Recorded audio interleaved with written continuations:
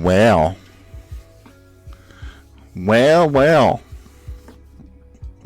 Good evening, everybody. Welcome back. It's been a hot minute since I've been on Twitch. It's been a lot of hot minutes since we've been back on Twitch. I've been trying to do the whole YouTube thing, the whole YouTube shebang. Not been working out very well for me, so figured we'd hop back over here and good old twitch.tv and go back to streaming like we did in the old days. Looks like not a whole lot of damage has been done to the channel since I've been gone, but we'll just have to start working on it and start recovering back, start getting back on it. But tonight though, we have our good old friend. It's like we got our old friend Schnauzer here with us again for another wonderful podcast. Hey, what's going on? Yeah. How's it going, buddy? I missed your face. I miss seeing you on Twitch, man. I know. It's like it's been a long time since I've been on Twitch. Like super long time. I feel like this would be like a golden opportunity to get back into that old groove. Hell yeah, man. It's like You should go check them out, guys. If you guys haven't already. Oh. Bam. Y'all so sweet. Go follow Winter. He's my co-host and one of my best buds. And we also have, not to mention, special guest Tuba Swan. Hello there. Hello. I know we have Tuba here with us. Oh, he's super quiet. Hold on. Let's adjust. Okay. Oh, yeah. I need to adjust a little bit here, too. I could also move my mic closer. Is that better? That is much better. Oh, yeah. Yes. Okay. Yeah. Yes. Keep forgetting I move it away. So tonight we have a little Tuba Swan here because when we first started our podcast, we had a special guest on. Our very first special guest was Nightmare Bear, but unfortunately, due to unfortunate circumstances, being that long story short, my computer decided it wanted to blow up. We lost that footage, so here we are again, redoing the old Nintendo thing. So tonight we're gonna be basically going through like the old home consoles, not mobile consoles, mind you guys. So we're just gonna be going through the old home consoles, going from oldest generation to current generation. I'm super excited about that. Yeah, dude. I'm even wearing my Nintendo shirt. Your Nintendo shirt? NES and the NES on it, or NES controller. Well, unfortunately, I'm not wearing a shirt. No, I'm just kidding. Hey, thank you for the raid, Adrenaline. Appreciate it. Welcome to the podcast. Yeah, so we just hope your stream was good. Sorry. What were you saying? Oh, sorry. I was just greeting them. Sorry. What were you saying?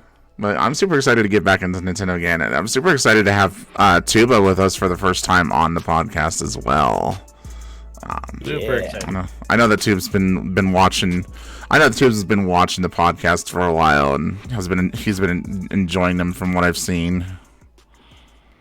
Oh yeah, it's been a blast listening to your guys' perspectives on things, and you guys find a lot of really great guests on here as well. Very honored to be a part of it. Oh yes. So. Of course. So I guess one of the first things that we're going to be discussing, like I said, we're going to be going back to the olden times. So back when it was just a directional pad, 2 buttons in the middle and 2 buttons on the right, the good old NES, right? Yeah. The OG. Now, a lot of people are spoiled nowadays with the Switch, being able to play almost basically any NES game on there. There's still a few missing from what I know, but right. Let's talk about some of our favorites and some of our not so favorites, right? Yeah. I will say I didn't grow up with this one. This is like one of the few ones I didn't play when I was a kid, but I did get to experience them later, so that's fun. Did you this was the console I started out on. We used to rent one and then we just sit down and play for a weekend, probably like once every 2 or 3 months or something. Oh, okay. So that was like an event for you. Pretty much. That's cool. You know, my uncle and I did the same thing because we used to live out in the country. Like, we kind of started this like on the Nintendo 64 era, but we would used to be able to, like, you know, when we lived out in the country and like town was like 30 minutes away. But like during the weekend, you know, we would go and rent out an N64 game and we would play it over the weekend and just kind of enjoy our weekend before we had to go back to school. Those were the days. Right, I miss those days. Yeah, what were some days of renting. What was that? I miss the days of renting games. Oh yeah, that's definitely a bygone era that we'll probably never see again. Yeah. No, May it rip in pieces. May it rip in pieces. But yeah, what were some of the games you remember playing the most, Tuba, when you were growing up? One we played the most was a mix between the Mario Brothers and Duck Hunt combination game. But we also played a lot of the Donkey Kong. Nice, so good old classics like the bread and butter right there. Yeah. You know, I loved playing Duck Hunt. Duck Hunt was probably one of my favorite ones. Especially like when another person would like plug in a controller as the second player and they would actually be able to like control the duck. That peeved me off. It's like, Dang old dog. I could never hit those damn ducks when my uncle was playing the duck. The reaction time of a freaking god. Well, you know, I was like one of those, you know, little kids. You know, whenever you would like, if you'd ever watch like a little kid like hold like a Nerf gun, they have to hold it with both hands, and they're just like sitting there like shaking away at it. That was me trying to hit the fucking ducks.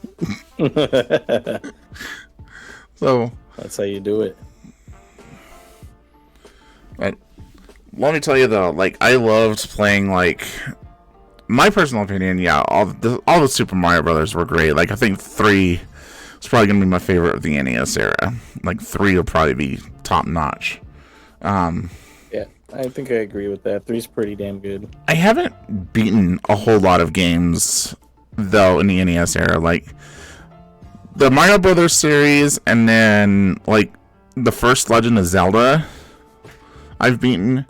But let me tell you though, like we've had this discussion with Bree though, the second Legend of Zelda just needs to like cease existing. Like, yeah, I recently did a replay of that one. It is still, in my opinion, the hardest Zelda game. it is the worst Zelda game. Change my mind. So I think Triforce Heroes may take that spot simply because of the story. You know, I might have to agree with you that Triforce Heroes is probably like one of the worst Zeldas, especially considering the fact that you needed 3 people to play the game efficiently. And like, yeah, if you could not play with 2. Yeah, and if you got stuck with a pug, then you're just kind of just screwed because they didn't know what the hell they were doing. But no, it won't. It's not worse than Zelda 2. Just saying. I haven't played Zelda 2 based on the fact that I like how much pain it's caused so many people. In my opinion, no one should touch Zelda 2 until they've beaten a lot of other Zelda games and they want to beat it, not just to play it. Right. I wanted to beat it. I wanted to. Like, my goal was to go through every Zelda game 100%, but that shit flew out the window as soon as I hit 2. Yeah, I 1 is a lot better in terms of NES quality. It's just more fun to play. You know, you just pick it up real quick, beat a dungeon, bam. That one, it takes forever to even get through one dungeon, right? That is if you don't die. Not too bad if you know where you're going. Right. That is if you don't die. That too. It's crazy how humble the Nintendo started with gaming. You have like all the greats now were started somewhere, you know, like fucking Samus too, like with Metroid. How primitive that game is, it's like crazy. And what truly boggles my mind, excuse me, what truly boggles my mind is that everybody says that if Zelda 2 wasn't as much of a success as it was, the series just wouldn't exist. Which I find hard as hell to believe. But, yeah. I mean, here we are. All these, how many years already? Almost 40 years now. Almost. Next year. That'll be next year. It's crazy to think about. God. But then there's other fun games like Excitebike. Excitebike was fun. I love that game. Oh, that's one of the, oh, you know, it's great. Animal Crossing on GameCube had me experience a lot of NES games because they were in that game. So that was one of the ones I would always play over and over and over. Mm-hmm. That was like super fun. I had the same situation where that was my first time experiencing a few of those. Yeah, it was super cool that they added those in there. But it peeves me off that they didn't have them like in other future games. Oh, because Nintendo knew they could make money off them instead. You know? Oh, here you go. People want to play these? Well, yeah, you know, let's put it in the 3DS shop and Nintendo Wii U shop, and then like, oops, there that went. There that went. But yeah, NES was such a cool beginning to everything, where you could respect it still, despite its, you know, like how primitive a lot of those games were in the beginning. Yeah, but you know, technology wasn't really advanced back then. Like, you didn't have a whole lot of technology to work with, but just when I think back about it myself, it's like when you're a kid, it's the most amazing thing you've ever seen, you know? Mm-hmm. Oh yeah. And then just as you go down the road, it's like the next big system. It's just like, oh my god, there's no way that they can top this. And then they come out with and they're like, oh my god, there's no way they can top this. It's just never ending. Like, eventually it's gonna get to the point to where like you can play literally any of these games virtual reality without like the need of like all that equipment or something. You just put on a pair of sunglasses and have like 2 little controllers in your hand. And it's like, oh, there's no way they can beat this. There's one fun fact about the NES that I know is that they kept producing games for the NES until like the mid-90s, or even further up than that, which surprised me that they were still getting support. But like, one of the Kirby's Adventure game came out way late into the cycle. It was like 95 or 96 or something. I don't know for sure, but it was like really late. I mean, like, not a whole lot of people could like afford Super Nintendos when those came out. Okay, maybe I was 93, but that's still pretty late in the life cycle. And when did Super Nintendo come out? A long time. Yeah, Super Nintendo released in 91, so like they were still 2 years after. Yeah, they were still trying to get like old NES ones out there because, you know, how expensive was the Super Nintendo back then? Shit. It's kind of like $200 at that time, maybe. It's kind of like the same thing like when DVD players first came out. You know, they were still making like when producing VHSs because like nobody could afford a fucking DVD player. That was too new. But anyways, what were some of like your least favorite ones on there, Charles, aside from Zelda 2? That which shall not be named. When I think back, I had trouble playing. What's the balloon fight? It was cool, but I always had trouble playing, and I got pissed off all the time. So, like, I remember that one pissing me off all the time as a kid. But I wanted to like it because it looked cool, but you know, I could only get like 3 levels in, and I was like, all right.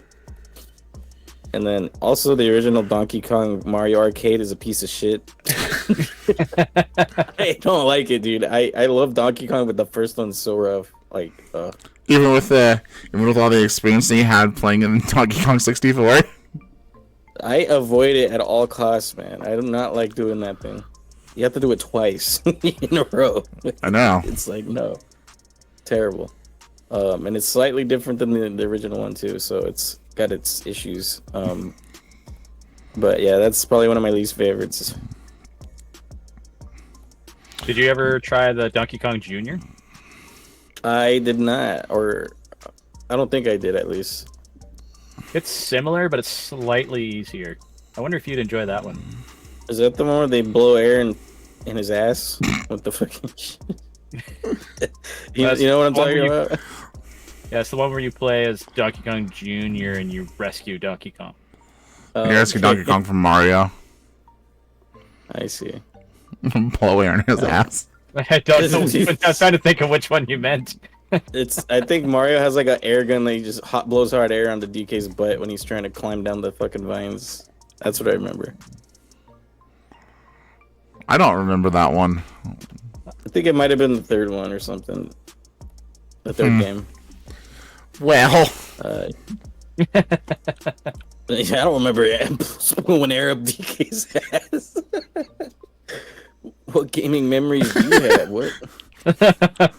I don't think those are memories of video games, Trows. Sure you didn't like cosplay this? No, I'm just kidding. Oh no. Oh my god. What about you, Tuba? Do you have a couple worst ones you don't like? Ones that I didn't like. Well, Zelda 2 used to be on that till I beat it for the first time. But even then, it's still's rough. Yeah. I have so much more respect for Tuba for saying that. Yes. It's easier now with the whole rewind feature. Oh yeah, I'm sure that helped a lot. Definitely would have less hair pulling. I don't know if there's one like I specifically hated, but I know there was a hidden kind of gem kind of game that I really enjoyed. Have you guys ever played The Adventures of Lolo? Well, I think I've heard of it. I think I've tried it. Is that the one? Is that the one by HAL Laboratories? Yes. Yeah. Yeah, I know him because of him being Boss and Kirby with Lala. Oh, okay. Yeah, but I didn't know. I don't think I knew they had their own game, but that's cool. Yeah, it's really neat. I like the look of it. I think I tried it. Didn't get. I can't determine because I don't think I'd like maybe played it like 10 minutes and then put it away. So I can't give it a solid judgment. Most of the time, that's all you need to play with those games. 10 minutes and you're good. That's about what I do for every NES game. It's like, man, this game sucks. Move on.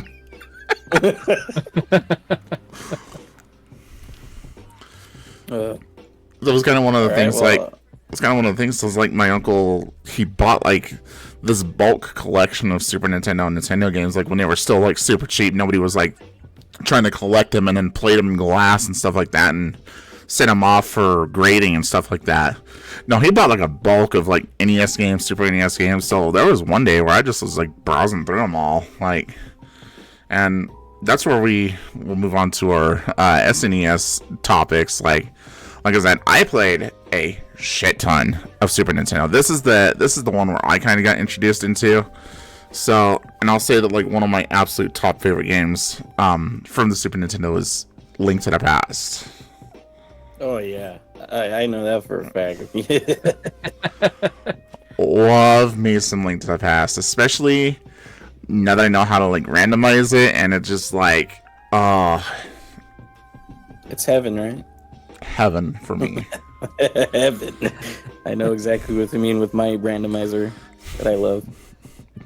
But yeah, fucking that's also my console I grew up with, started with, and made a lot of my earliest memories with. So I love the Super Nintendo a lot. What about you, Tubes? I was honestly quite late to the Super Nintendo. We couldn't afford one during the time. So the only time I ever got to play it was when I went to a friend's place. But then later on years, I started being able to play the different games. So we rented the NES, and then we got an actual N64 in the house. Oh, so you went and got the 64 up, but since that was probably one of the newer things out, huh? Yeah. Nice. That's interesting. I think you might have told me that before, but it still surprises me when you tell me. Well, like I said, Super Nintendos were fucking expensive back then. Yeah, they were the next big thing because like it was probably one of the coolest jumps of pixel like games because like the NES was super primitive, and then you got Super Nintendo with all these sick ass colors and oh my god, like it's such a good more colors. Yeah, instead of just the normal 16 you get like a whole palette. 32, like, yeah. Like a giant. I think they bumped up to 32, didn't they? I'm pretty sure it was like 128 on Super Nintendo. No, you're right. Colors. Because there was a lot more variety in color than NES. NES I think had like 8 to 16 colors. There's probably 16 colors more. But yeah, like the graphical fidelity was amazing, so I don't doubt it was like hard to grab one in the beginning.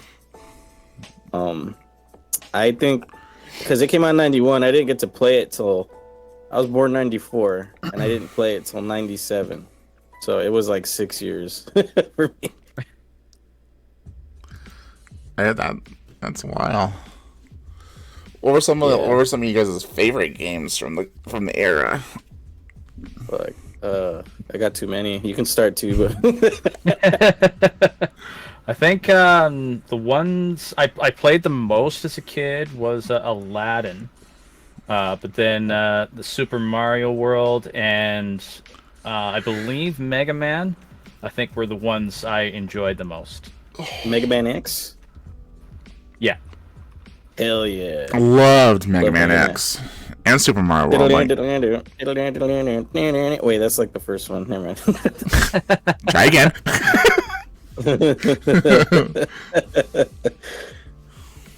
But yeah, Mega Man's great. You got some good ones to play, even though you didn't have much time with it. Those are definitely some top tier Super Nintendo games. Yeah. Okay, Trouser, do you want me to? You can go. I gotta think. Okay. So, some of my other favorite ones. I definitely agree with Tubes though. Is that like Super Mario World, Mega Man X, like they were some of the top notch ones that I would play. Like my aunt used to do a babysitting service, and the triplets that we went to go babysit, I would typically tag along with her once in a while. And they had a Super Nintendo, so they let me just play Super Mario World the whole time I was there. I loved it. That's the best. That's the best. Hell yeah. Pilot Wings was another one that we really enjoyed. Super Mario Kart, and then Breath of Fire. I think Breath of Fire 2, 1 or 2. I don't remember which one it was. Oh, cool. I never heard of that one. Breath of Fire is an RPG of sorts. I enjoyed the story behind it. They had like good music along with it too. I see the art of it. It looks kind of cool. And then in that bulk that my uncle bought that I told you guys about earlier, one of the ones that I really enjoyed, and I want to pick it up again and try to finish a campaign of it, is Gemfire. So Gemfire was like a turn-based strategy where like different countries are like trying to go at war to try to stop like one king from capturing all these jewels and reigning over the whole kingdom. But as you're like trying to manage your troops, you're trying to like manage your civilians and trying to like grow food to recruit more troops. But as the seasons go by, plagues and blizzards and tornadoes and shit will just come up and just like wreck your shit in if you're not careful enough. So it's a lot of like resource unit management. Sounds a little bit like Civ, a little like bit. Civilization. Yeah, that's probably why I'm so addicted to it. Is because I love Civilization games. There you go. It's got the vibe right. And then I told you a little bit about this one, Travis. I think in one of our off-topic like chats when we were just BSing. Another one that we picked up was called Equinox. Equinox. I gotta look it up again. I think it was called Equinox. Oh yeah, I can Yeah. see that. Yeah. And so I picked this one up. Like I managed to start. I started getting really good at this game when I was playing it, just because I was kind of curious about it. But I think one of the funniest parts was like, you know, you just drop in the middle of some kind of desert and you're trying to figure out how the hell this whole thing started. And you follow these like tubes and you're supposed to find like your powers and stuff like that. I don't know much of the story. The only thing that made me like stay interested in the game was that every time that your character got hit, it would make this like meow sound and then just pop like a fucking balloon. And then you'd start back at the entrance at that door. That's pretty good.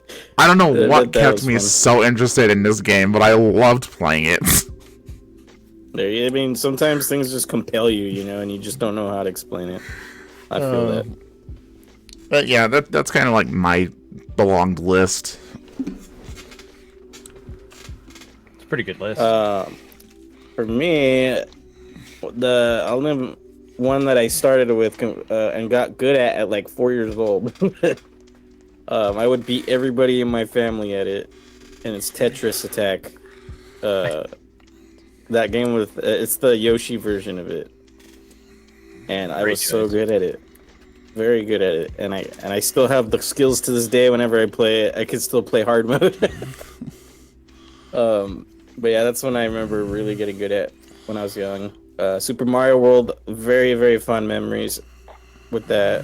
One of the best, like, colorful Mario games ever created. And Donkey Kong Country 1 and 2. Oh, I forgot about the Donkey Kong Country series. Fuck, I'm an idiot. How do you forget about the Donkey Kong series, huh? You didn't forget about the shitty NES one, but you forgot about the best ones. I was honestly late to them, so I forget about them till I get the chance to play them, but they're very well done. They're top tier, like, and like my favorite game on the Super Nintendo might be Donkey Kong Country 2. And I think that's how like mine and Charles' friendship started like really blossoming, is because we were talking about the Donkey Kong Country series, and then we're like, hey, let's do this like co-op run through of all 3 Donkey Kong countries in reverse order, mind you. I'll show off my favorite one first, you show off your favorite one, and then we'll just go through the other one. Like, hey, it's the the third wheel of the family. The third wheel of the family. I still love when the clips from when you guys did that come up. Oh yeah.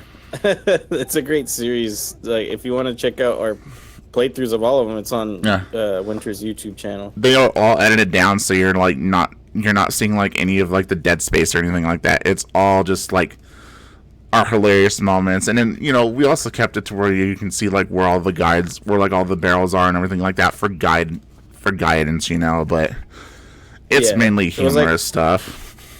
Yeah, it's a mix of humor and a bit of a walkthrough at the same time.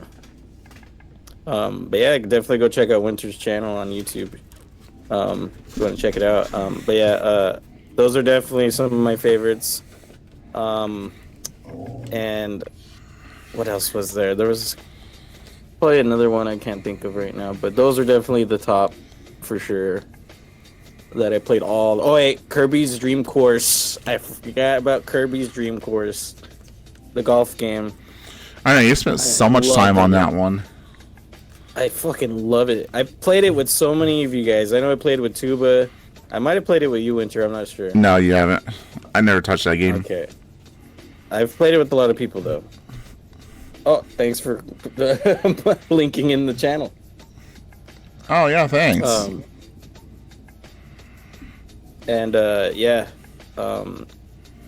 That game is probably one of really deep memories with that one of playing Next Door Neighbor. We would play that all the time against each other, and we would do the same maps over and over and over and over and over and over. And I know them so well. But yeah, those are probably my top for sure.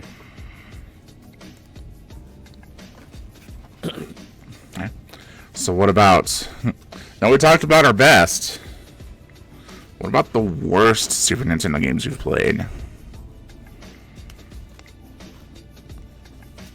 I'll go first. Donkey Kong Country 2. No, I'm just kidding.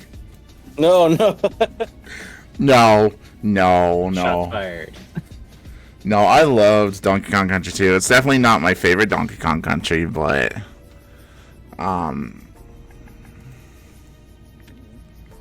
honestly, was there a bad Super Nintendo game for me? I'll let somebody else go first.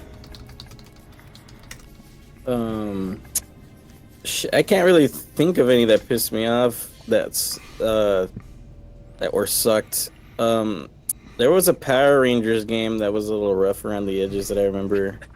That one was pretty bad. Yeah, you remember that one, do you? That one kind of sucked. One that stuck out for me as a bad one was that Claymates game. Oh god. Sale in a little bargain bin. Oh my god, the Clay Fighter. Just Claymates. Oh, I thought you were talking about Clay Fighter. Oh, okay. Damn, there are some weird ones out there. Daffy Duck: The Marvin Missions. That's one that I hated. Daffy Duck has a game? Yeah. It was Duck. It was like him being Duck Dodgers in the 34th and a half galaxy or something like that. And you're supposed to like go through the levels like every other SNES game you have. And at the end, the levels is going to be a boss fight, and it's usually typically Marvin the Martian, who was a big fucking cheater. Marvin the Martian. Yeah. There's not too many bad ones to talk about. The space modulator. But yeah, I can't really think of too many Super Nintendo games that I did not like. It's hard to think about because all of the memories I have are all good. Yeah, I think those are my biggest issues. Was just Duck Dodgers. Duck Dodgers. I can't really think much of else of Super Nintendo, honestly. Alright, I'm down to move on to one of my favorite consoles, the N64. Alright. Well, one of my worst is Donkey Kong 64. No, I'm just kidding. Oh my god, you're already starting with the bullshit. This has got to give you hell, Trouse. Okay, that's fine.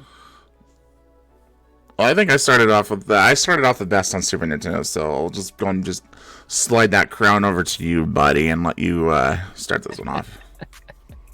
All right. So, speaking of DK64, that's the first time I ever got a 64 was on Christmas 1999 when that game was just about a month old, and I got it with the expansion pack, and that was my first N64 experience, and oh my god. It was like I lived in Donkey Kong 64 for like a year and a half or two straight. Just that's all I wanted. And man, I remember being so I don't know, there was points where I was so excited and then there'd be points where I'd be fucking scared out of my mind because I was a little kid still and I just didn't understand that. So it was not a scary game, but there was things about it that scared me, like the first level, Jungle Japes. You hop in and it's all funny, you know, jazzy and shit. You're like, hell yeah. And then you get to back into the back area where fucking Cranky is, and it's fucking stormy and scary music's playing. I hated it. I was like, can't be here. I need to talk to Cranky. I gotta get in and out fast, you know. It's like, what is this Minecraft biome bullshit going on here? Yeah, but I have very, very like nostalgic memories about that. Starting with that game. And I also remember playing my next door neighbor's Super Smash 64 quite a bit. That was like really fun as well. Me and my neighbor played a lot of games together, from Super Nintendo all the way to probably the Wii while he was still living there. But yeah, we'd play Super Smash 64 together. I taught him how to get good at the game, and he surpassed me. That's awesome when that happens. Right? Yeah, I'm not gonna lie. As a kid, I was jealous, but as an adult now, I'm like, hell yeah, I tutored someone to be better than me. Because my neighbor was like 2 years younger than me. Yeah, but that Smash 64 is definitely a really fun one that came out then. What else is there? There's so many good ones. Mario 64, that's like the obvious one. Hell yeah. That was also a very magical experience for a first time run. And one last one that I could say, Banjo-Kazooie. Also very great. Oh, love me some Banjo. All right, what about you guys? Tubes? I'll let you go first. This is kind of like my peak gaming period. Oh, okay. I could go on for a while about these if you guys let me. Absolutely. So where to begin? Like, this is where we kind of started doing the whole renting phase of like renting the game out, playing it for the weekend, and then when we go back to school, then we would turn it in. Until we would actually, until we actually wound up buying a Nintendo 64. We would always rent out things like, we would rent out like the Bomberman game. We would rent out like Mario Kart, Super Smash Brothers. We'd always rent out like GoldenEye and Perfect Dark. And Ooh. we'd also rent out Super Mario 64. And let me tell you, my uncle was so determined to 100% that game. He was so 100% determined. We played that game the entire weekend. We got to 119 stars. We couldn't figure out where the last one was. And we hunted and hunted and hunted and hunted for that stupid star and could not find it. We had to turn it in. And then my uncle was like, okay, this week we're grabbing it. We're spending another weekend. We're looking for that last star. We rented it out again and turned it on, and somebody had deleted our save. We were all so mad. It was save number 4. It was way out of the way for everybody. Like, there was no reason to delete that save.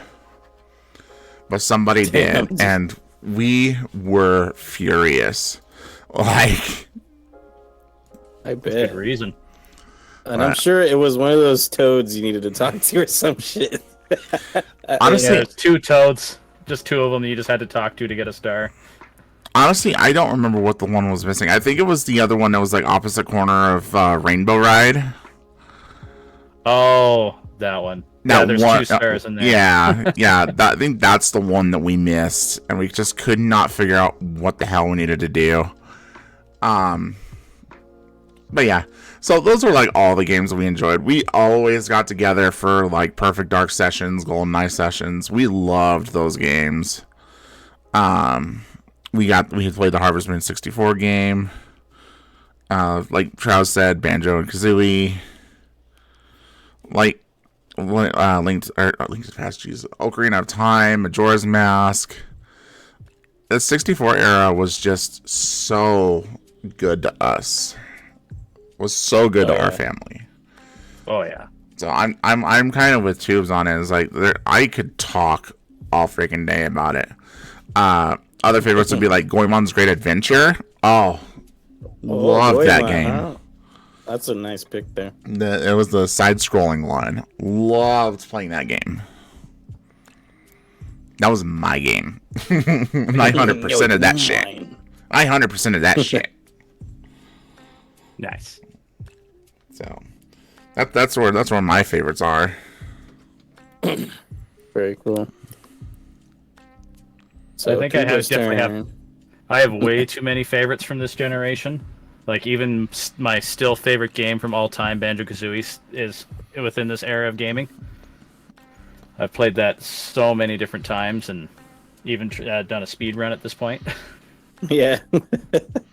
But Super Mario 64 is where my N64 kind of journey started as well. But then you have these other you guys mentioned all the other ones that I've played, but then there's also the Yoshi Story and Diddy Kong Racing. So many good games. Oh, yeah. And Mario Kart. All the Mario Kart. Yeah. That's where it all began. Tuba's really good at Mario Kart 64, so I can attest to that. In battle mode, you cannot catch him. I'm very good at that quick turnaround. A nice little trick. Then there's also, did you guys ever play that one Chameleon Twist game? No. I have heard about it, but I never played it. I played Gex. Gex is another one that I enjoyed. I wish Gex held up, but it had too many pop culture references, which are just lost to time. Yeah. Yeah, but the Chameleon Twist is one of those hidden gems that most people don't even really know about. Yeah, it's got pretty interesting mechanics with its like your tongue. You could like stretch out and like spin around and coil up or whatever. Yeah. I love how it just all starts out where you're following the White Rabbit from Alice in Wonderland, and you're a chameleon, you jump into the hole, and then you transform into this weird creature. Oh, yeah, that's crazy.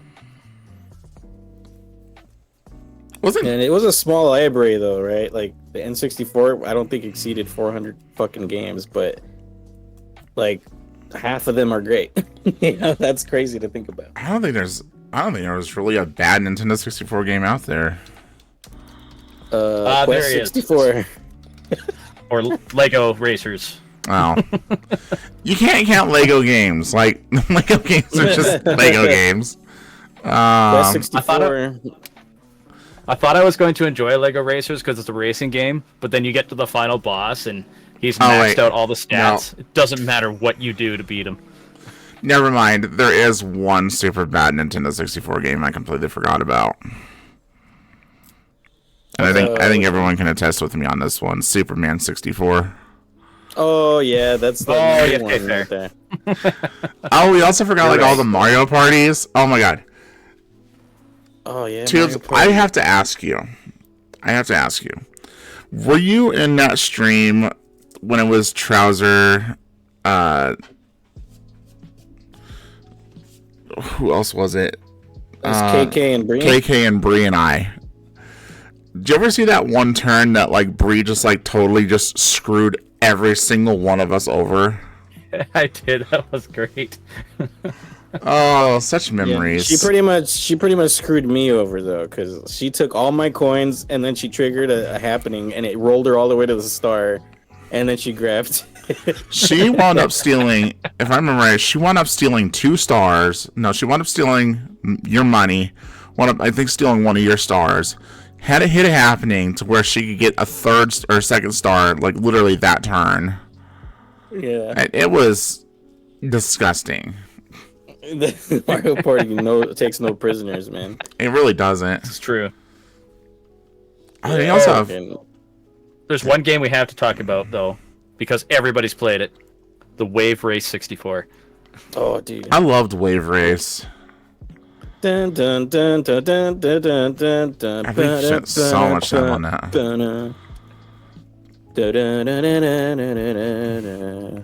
Sorry, the song is in my head now. And if you guys want a stupid challenge, I don't know if anybody's ever seen me play StarCraft. They integrated StarCraft into Nintendo 64. I don't know why the fuck they did this, but like once I had that game, I was hooked. I could not stop playing StarCraft. Because StarCraft was always my jam. Loved playing that game. It's an N64 port? Yes. Oh, wow. Interesting. I didn't know that. And by golly, how shitty it is. I bet. It's like a PC game trying to be a fucking 64 game. What's happening now?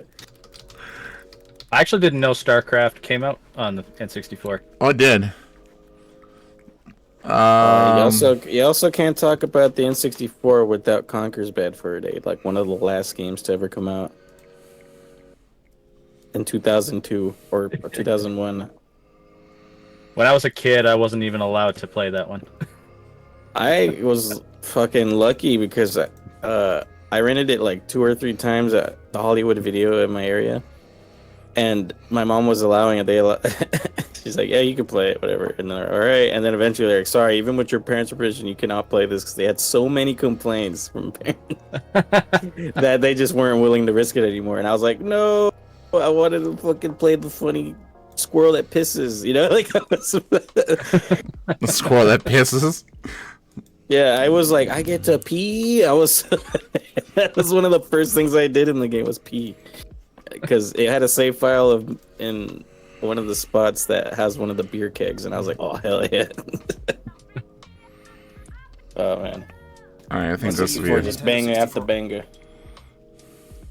Yeah, the golden era of rareware. I miss it. Oh yeah. Oh yeah, here we go. Missed that. Here we go. Hold on. So I will go ahead and post this in the stream record chat. Actually, I'll post it in Trousers chat if you're okay with that. It's a YouTube video. Oh yeah, go for it. If the chat wants to visualize this great wonder with us about the difference between the 64 StarCrafts and the PC StarCraft. Oh jeez. It's great. It's absolutely wonderful. And just like take a look at those high def graphics though, like with the 64 version. It's crunchy, dude. And then just later on, it just crunchy. posted to the PC version. You're just like, what the fuck did they try to do? God. Yeah, they definitely fucking royally fucked that one. And I think one of the sad things is I kind of want to do a playthrough of the 64 version. You should do it. Yeah. I mean, I've played through the base game. I've played through the base game with just a mouse. I've played through the base game when it was remastered. I played through the base game when it was cartooned. Why not do the 64 version? Have a StarCraft Sega. And it's like, and I think one of the cool things is somebody came out with a mod so you can play StarCraft, just you're the bad guys instead of the good guys, and you're trying to stop the good guys in every mission. So I want to do that one too. So yeah, I thought I'd share that lovely little tidbit of StarCraft 64. Do you still have the cartridge? No, I should have kept it, but because I think it's like selling for a good chunk now. Would you consider that your worst N64 experience? No. Oh no, okay. Yeah, like the cartridge is going for like $100 on eBay. Sheesh. Factory sealed, $3,695.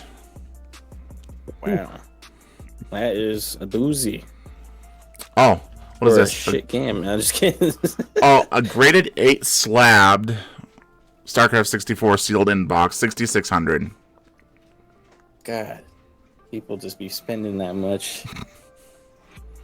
I want to know why the fuck why- you're slabbing N64 games. Like, what's the point? I stopped buying retro games back in 2015 or 2016. And I'm glad I'm not back into it.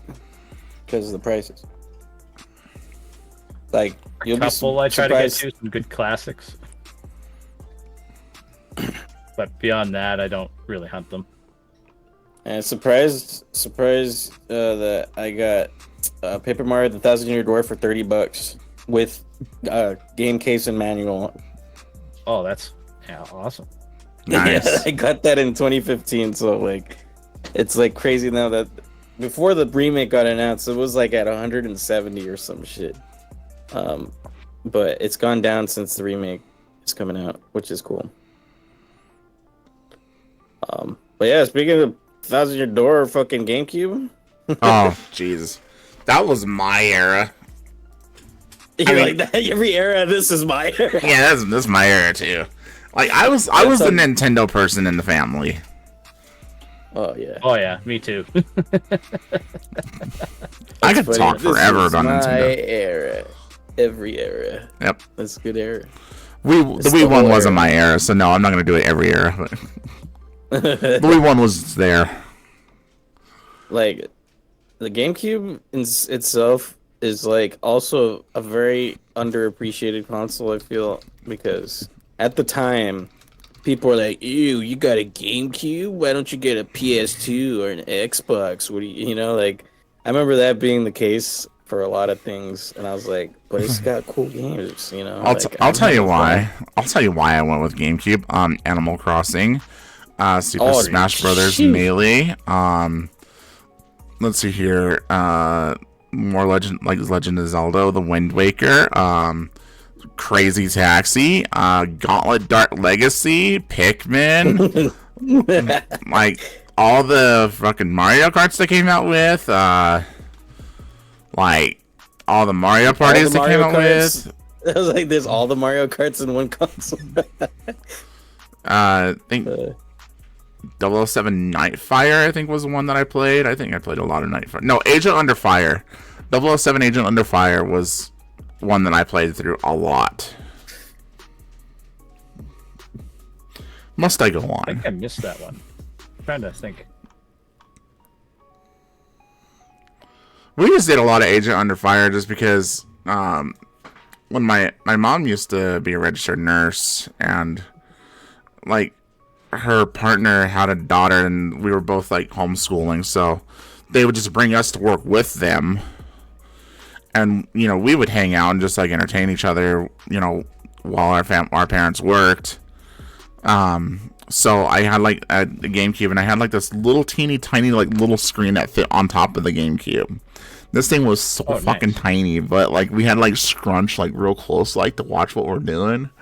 But it's like playing on a Switch, but not. Yeah. Yeah, basically.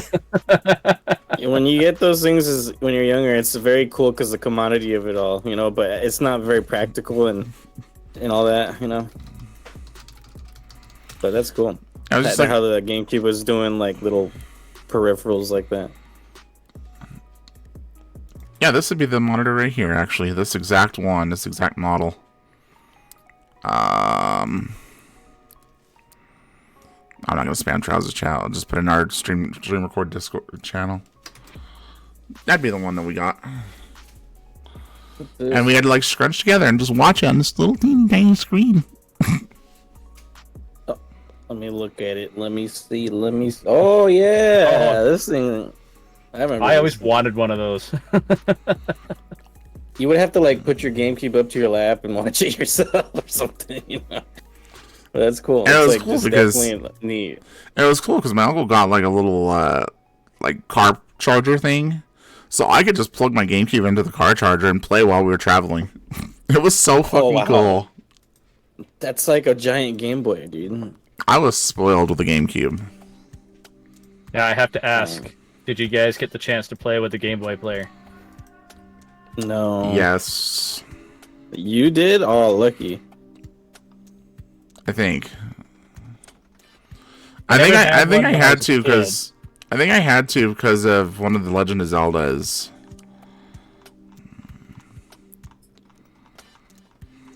Yeah, I never had one when I was a kid, but I did manage to find one as an adult. Oh, so I have one on it now. I bet that's amazing playing the old Pokemon games on. Oh, it's great. Yeah, it's That's like you know, Pokemon Stadium when you playing on the game in that way. It's like that. Nice. Yeah, that's like the definitive way to play them now. I just had if you want it like on hardware. I just had the Game Boy Advance link cable. I didn't have like the player. I was only basic for a long. I only had like the cool controllers and then like the ones with like hand coolers. Oh no, like those two, but the ones that had fans built in where it'll cool your sweaty hands. I had a bunch of those kind of things. I never got the like attachments to the GameCube because I don't know why. I just guess at the time my family wasn't able to get that kind of stuff, so I was just getting just the main console itself most of the time. But yeah, it was cool that they had all those extra little bits and doodads you could throw on there. Yeah. But yeah, some of my favorite games, like I got it back in when it first dropped too. I don't think I waited for that game to come or that console to drop. So, it was like week 1 we got it. So I got I believe I got a silver one. Unless those came later, I don't remember. Yes, silver and purple came out at the same time. Okay, so yeah, it's probably that, and then I got Luigi's Mansion as my first game. Yes, I'm sure a lot of us did. Great choice. It was scary for me because, you know, like I said, I'm a very scared little child. So I had a hard time getting through it for a while, but I never beat it because I couldn't find this one last couple boos that were glitched, I think. they like went into a room I couldn't get into, and I couldn't find the key for it, and I was like, well, that's it for me, I guess. Oh. But that was the first game I did. Smash Bros. Melee was a fucking legendary game. Amazing. Yes. I had such a fun time just messing around with the trophies, like not even playing the game, just looking at the trophies. You know, I love looking at the I trophies. love the trophies. I wish they would bring them back. Oh yeah, the sticker things are interesting, but you don't even get little like descriptions about where they came from anymore. Yeah, it was definitely the better way to do it. And also there was like little matches you could fight on top of the trophies and stuff, or like trophy matches. I remember that. That was just fucking fun. And then the challenge mode where you would have to fight all these weird matchups with different like conditions, and like you could have to fight Giant DK and Giant Bowser like on four side, so it'd be like a Godzilla King Kong fight. I remember that was one of them. They give you like different like scenarios of trying to how to get through them. Yeah, and they were themed all after the just different stuff in video games. It was really cool. That was one I loved a lot.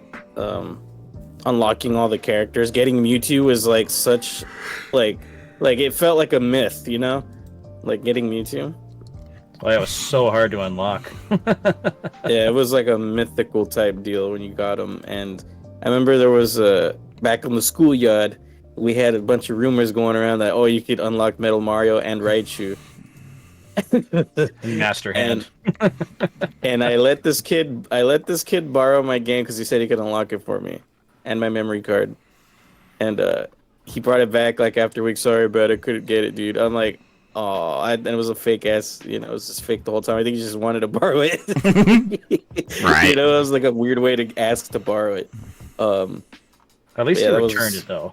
Yeah. Oh yeah, that was nice, but it was funny. That there was rumors. Did you guys hear any rumors of fighters that were not really in the game? Master Hand was definitely one. Oh yeah, that's a really good one. It would have been cool.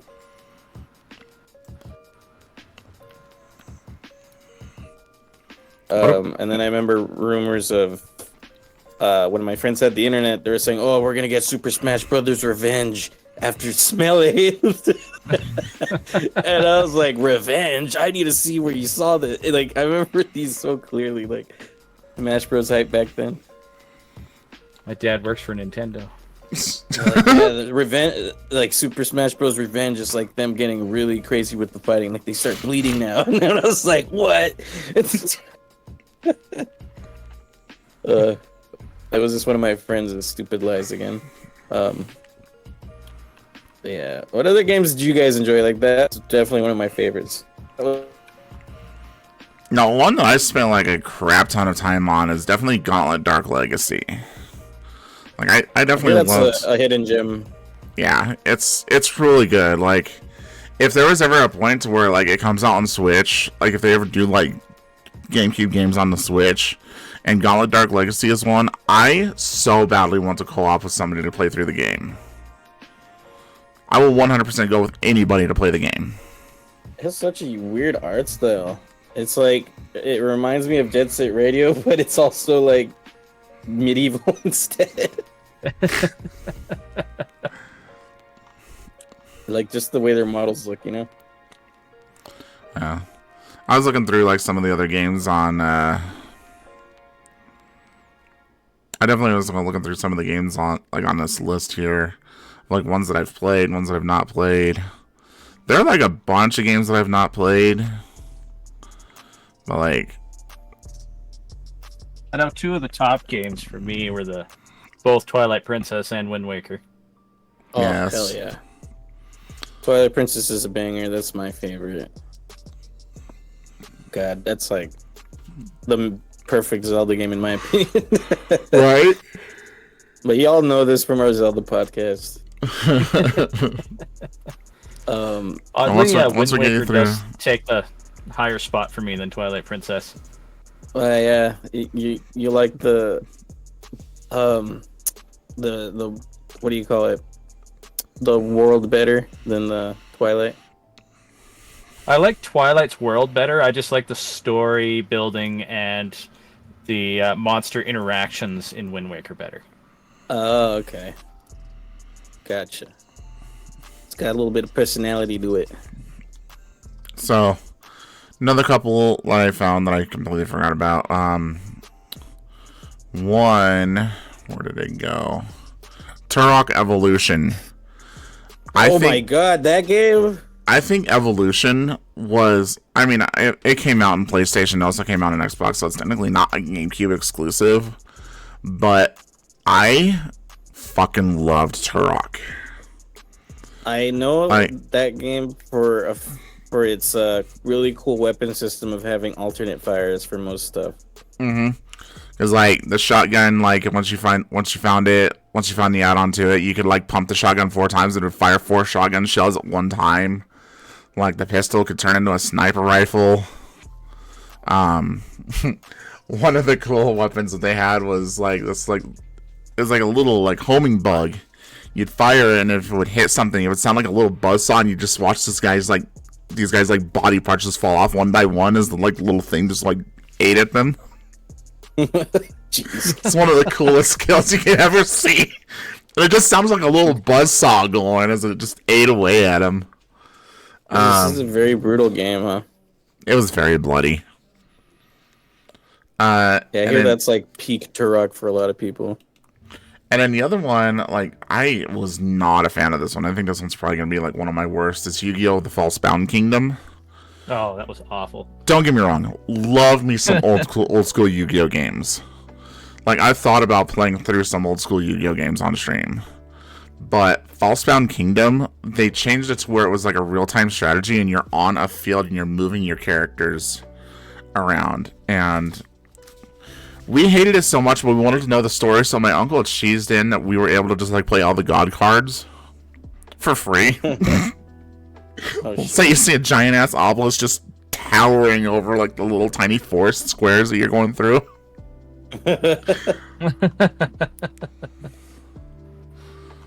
Damn. Yeah, we weren't a fan. We weren't a fan of False-Bound Kingdom. Did you ever play the Matrix Revolution game that came out for the GameCube? It sounds. I think I might have, but I played it for Xbox. I think. Matrix Unless Revolution. It wasn't. I don't know.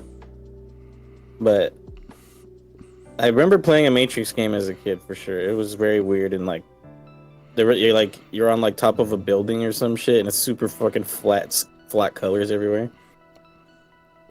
Yeah, I just enjoyed that it was a game based on a movie that didn't involve the movie characters at all, but you were interacting with the world after they had been through. Oh, okay. Matrix. I completely forgot about it till I was going through this list. I'm also a huge fan of talking about Mario, fucking Super Mario Sunshine. Oh, I love that game. Hated the vibes are immaculate. You need to retry that game, my guy. Like, I know. Okay, don't get me wrong. How bad you had to go. I will say I loved the game. I loved watching the game. I fucking hated playing the game. You got to get rid of those old Mario 64 habits with that game. It's got no long jump. So yeah, that throws me off every time I try to replay it. Like, but it is good. I played that so much, so like I have just all the jank down in my brain, so I could just play around everything. But that's it mainly because the vibes of the game is like super tropical. Tropical areas are like my favorite video game areas, so I especially enjoy that game because it's pretty much tropical everywhere. And then also Paper Mario: The Thousand Year Door is another great Mario game that everyone needs to fucking play. Which everyone better get the remake. I swear to God. Top tier Paper Mario was the best one. Hasn't been one equivalent since. Yeah, it's peak. Did you guys see that Nintendo asked a survey to people about Mario RPGs, and they were asking all those particular questions like, do you like your characters to be super unique with interesting names, or do you like the Toads to be more familiar? Like questions like that, and I was like, "What? Nintendo cares now?" That gave me hope for another really good Mario RPG in the future that'll be new. That'd be awesome. The one last King wasn't bad, just not the same. Right, it got close. Right, it was getting there. But yeah, one last GameCube honorable mention here that we haven't talked about. We talked about it last console generation, but the Mario Party series in GameCube was also very, very fun. Yes. The mini games were so cool. The boards were beautiful. And there was still that fuck over your best friends, vibe that you could always do. Chance time. Chance time. Yeah, and that's when they changed Bowser to look like Bowser is today too, I think. And also they gave us, instead of like regular item boxes, we had like fucking orbs or something. The orb thingy. But yeah, I played those a lot too. The other big GameCube games for me would be the Metroid Prime games, especially the second one.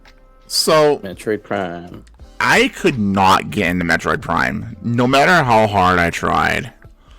The first one, I found the story is not as easy to get into. The second one hooked me. Yeah, I just could not get into the Metroid series, on the Metroid Prime series. I don't know why, but was it the way it controls, like as a first-person shooter? I think it might have been because it was a first-person instead of like being a side-scroller. I think that's what kind of really threw me off and kind of what really like deterred me away from it. That's fair. For me, it was not too hard of an adjustment. I played 1 and 2. I never beat them or got far because I just rented them. But I remember that being very much like Halo, and I had already played Halo, so I was like, "Oh, okay, this is Nintendo's Halo." I really loved the multiplayer that came out of it. The multiplayer? They had multiplayer? Yeah, Metroid Prime 2 has a multiplayer where you're both a version of Samus, and it's basically a battle royale. Oh wow, that's cool. Interesting. Me and my brother played so much of it. It was a lot of fun. There's always those like niche little multiplayer experiences in certain games you don't expect it to be in, but they're super cool. Hold on. Before we move on, though, one more game we have to talk about. And I know that like this one gets like a lot of hate, but I don't care because it still has the hottest fucking furry character ever, in my opinion. Star Fox Adventures. I knew you were going there with Crystal. I still think that she is the hottest fucking furry out there. I still need to play it. I don't really have a valid opinion on that. And I'm not one to share stuff that I want to purchase, but oh no. I know where this is going. There's somebody on Etsy who is selling a certain something that I need in my life. This one I'm just gonna privately message to everybody. Okay, fair enough, dude. That's funny. But it is something that I need in my life. Oh, I've seen that. I was looking for Digimon plushies and she showed up. That's funny, dude. 100% just need this. There you go, man. You know what you like. I know what I like and I know what I want. Oh, man. Anything else we want to talk about with the GameCube before we move on to the next gen? Aside the fact that Crystal's fucking hot, but I'm just... If we're going to be talking about the GameCube era, we do, in my opinion, need to talk about Sonic Adventure. Oh, dude, you fucking... Damn, I forgot about... Dude, I'm like the biggest Sonic fan, and I completely forgot about Sonic. Damn. That was the era where Sega kind of fell out and stopped competing with Nintendo. Right. God, Sonic Adventure was such a like. Oh man, it's also another one of those magical experiences for me. I actually played Adventure 1 on the Dreamcast first at a buddy's place. And then I played it again on GameCube later with the DX. But yeah, they're super awesome, even though they're really, really fucking jank and fucking weird and poorly animated faces and all that. But it's still got its really fun moments. Yes, I did play it for the longest time, but I could never beat it because I kept getting game-breaking glitches that stopped the gameplay. Oh yeah, that's one of the things that happens if you're not knowing what you're doing, like a speedrunner. You'll find all those weird things that happen. At least Sonic Adventure 2 was an upgrade in terms of game breaking it. You know. You're not wrong. And yeah, that's. I guess we could wrap it up there on the GameCube era. Yeah, we'll go ahead and wrap it up there. Now the Wii, the one that really did well because it was a super generalized audience type deal. The old people could innovations. Yeah, the old people could enjoy it. Yeah, the Wii is interesting. Like, it was such. I don't know how to explain it. When it went from GameCube to Wii, I wasn't sure what to think. Because there's like Nintendo commercials coming out that like we would like to play, and they showed that and they showed the fucking them playing with the motion controls, and I was like, what the heck, this is cool, but I didn't know whether or not I would like it. And we got one, and we got, it comes with, everybody gets a copy of the Wii Sports, and man, I played that shit for like 10 hours with my cousins. It was just the bowling and what else? Boxing, baseball. There's like 6 sports or something, right? Bowling, baseball, tennis, boxing. Yeah, I think boxing's for sure one. Did you ever get the upgraded one, the Wii Sports Resort? Yes, that's the one with sword fighting, right? Yeah. Yeah, that one, I remember doing where you run around the entire resort fighting everybody with swords. Oh, that was so much fun. I'd play that all the time. That was peak. I was really disappointed they didn't continue on with the whole resort style games when they moved on. Oh yeah. Like even on the Wii U, they completely left it, while the 3DS, at least the pilot wings, you were still able to fly on the island. Yeah. They really should, like, with the resort vibe was very cool, because you felt like you were in a whole island, and you could go to different spots on the island to do different activities, and it felt like a world in its own, rather than, choose the next mini game you want to play, Then with all the Miis randomly joining your thing. Yeah, the Wii's cool. But just the beginning stuff, it was a good first impression, just to show what it could do. What about you, Winter? I know you said this wasn't your favorite or anything, but did you enjoy anything in the beginning? For the Wii? Yeah. I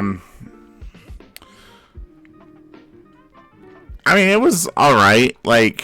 I did enjoy the aspect of the motion sensor, and we did have a lot of fun with bowling and all that kind of stuff. Just the basics that you guys had already mentioned.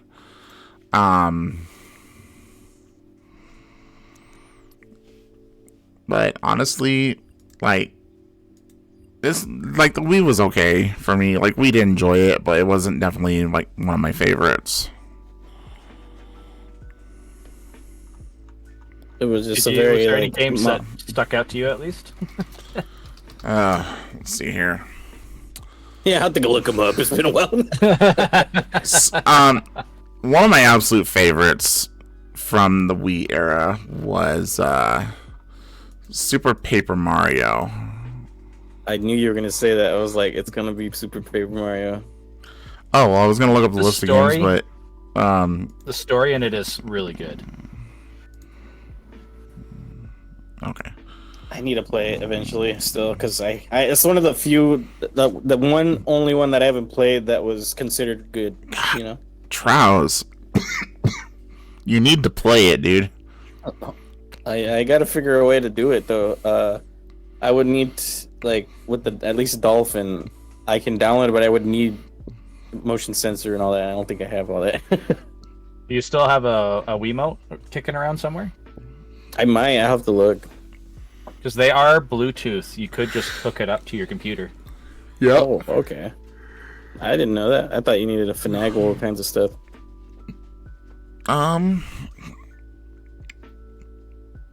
Because I looked up which games are compatible with just the GameCube controller on Wii, and that's not one of them. And I was like, aw. Oh, I know another one. I gotta find it. Gotta find out the name of it. It's one of the Kirby ones. Kirby's Secret Yarn, I think. Epic Yarn? Epic Yarn. Epic. Secret Yarn. That was a good one. Loved playing that one.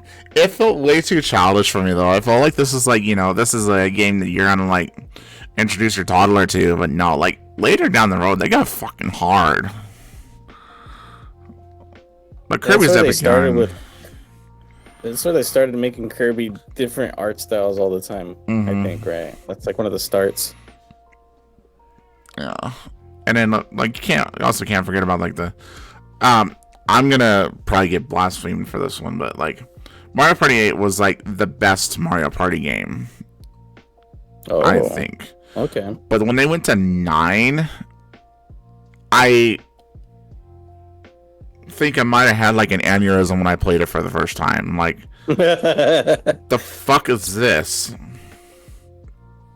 I'll be honest, I never played 9. Do yourself a favor. Don't. Noted. Isn't 8 the one with the guy with the top hat? I think so. No. And like, you go to like. Where the fuck did it go? Was it the hat? Oh yeah, it was. Never mind. It is the one with the hat. Yeah, I remember there was like that like Koopa place that looked like a Monopoly map, and you had to like do stuff like to buy property. You had to go. You had to go around and like be like the most donor to the hotel in order to get it, and like the more money you donated to the hotel, the more stars you'd get out of that hotel. Yeah, I remember that Monopoly aspect to it. Just hearing that makes me not want to play it. No, 8. I would play 8. Play 8. 8 is still a really, really good Mario Party to play. 9. Oh, okay. Absolute dumpster fire. Don't play it. So what they did between 8 and 9 was 8 was still like the traditional 4 players on a board, 4 players can go wherever the hell they want to, bunch of fun mini games. Every round there's a mini game. You get coins, you spend coins, buy stars. Cool. Great. You get coin, you get coin, you buy coin, you get star, easy. See? Exactly how the Italian said there. You mean Mario? No. 9, let's just scrap the whole board, make one linear path, shove everyone in a car, and everyone drives the car at the same time. I remember that one being really bad. Oh, I have played that one. And you don't get a minigame at the end of every round. You just keep spinning until you hit a happening event, which you hope to get a minigame. If you get the minigame, you get mini stars. Your whole purpose of going down this linear path is to find mini stars. You don't find coins. No, you don't get cool coins to trade in for regular stars. No, you get mini stars or mini stars. Stars. Which will take away from your mini stars. I like you're right away getting out the shit games. This era is funny. And then let me tell you a little something about Mario Party, huh? And then they did the same shit with Mario Party 10. Like, no! Did you not learn your lesson from 9? Oh, I did play 10. 10 was awful. Okay, imagine that just worse as Mario Party 9. The idea of someone playing as Bowser was interesting, but it was not done well. We're saving 10 though for when we get to the Wii U era. We'll put that on the side burner. Alright, what about YouTube's fucking... Do you have a worst... I don't think I'm going to get a lot of flack for this one. But as much as I love the story and the music, Skyward Sword was not a good Wii game with how they did the motion controls. No. Skyward Sword was a great game when they brought it to Switch. Yes, how they redid it for the Switch, they did a really good job. But the use of the full-on motion, like the way they did it in Twilight Princess worked, where your sword swing changed depending on how you targeted. But with Skyward Sword using the advanced motion, the Motion Plus, it was not done well. Yeah, I forgot that one came out on Wii. I thought it was Wii U for some reason. But yeah, Skyward Sword. That's one that I always forget about. I never tried it, so. I would say another one that I kind of looked at here, and I loved playing it until somebody fucking ruined it for me, and then I could never touch the game again. I enjoyed the hell out of Sonic Unleashed. That's a good game. I played it for Xbox 360 though, so I didn't try it on the Wii. Well, Sonic Unleashed had the motion controls, and when you were in werehog form, when you had to climb a ladder, you had to move the Wiimotes up and down. And I was doing that, and somebody, and one of my family members came in and be like, "Oh, look at the little drummer boy," and that just completely fucking ruined the whole game for me. Oof. I could not touch Unleashed again. That just killed the game for me. Shit, dude. That's one of those games I managed to snag a copy, but haven't played yet. Oh, wow. Been a while then, huh? I remember one of the underwhelming, I'll say, because I didn't really have too many hated games on Wii, because I didn't try too many aside from like the bangers. But one of the lackluster games was fuck, what was it called? It was dude, I had it in my head, but then it like got erased by a good game. Happens. It happens. Damn it, dude. Oh, what was it? Fuck, I don't remember, dude. I can't believe I forgot it, dude. It just like Super Smash Bros. Brawl popped in my head. I was like, oh, that's a good game. I could just talk about Wii Music. No, actually, it wasn't any of those. Animal Crossing City Folk was underwhelming for me. Yeah. I have to agree.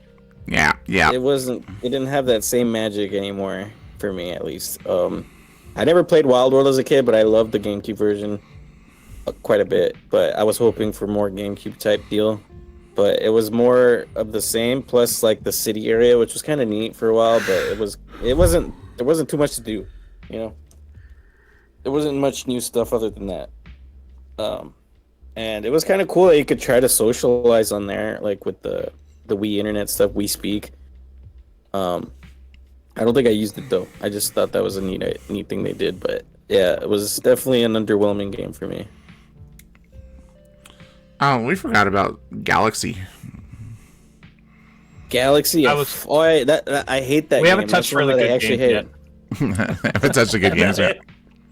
And I say I hate it. Like, I don't know. I just didn't play a whole lot of Wii games just because, like, when I got the Wii, my sister was born. And my sister decided, my Wii would be a good place to store my Yu-Gi-Oh cards. So she kind of, like, run the disc read part of it. So we were always, with the virtual console and stuff like that. Like, gotcha.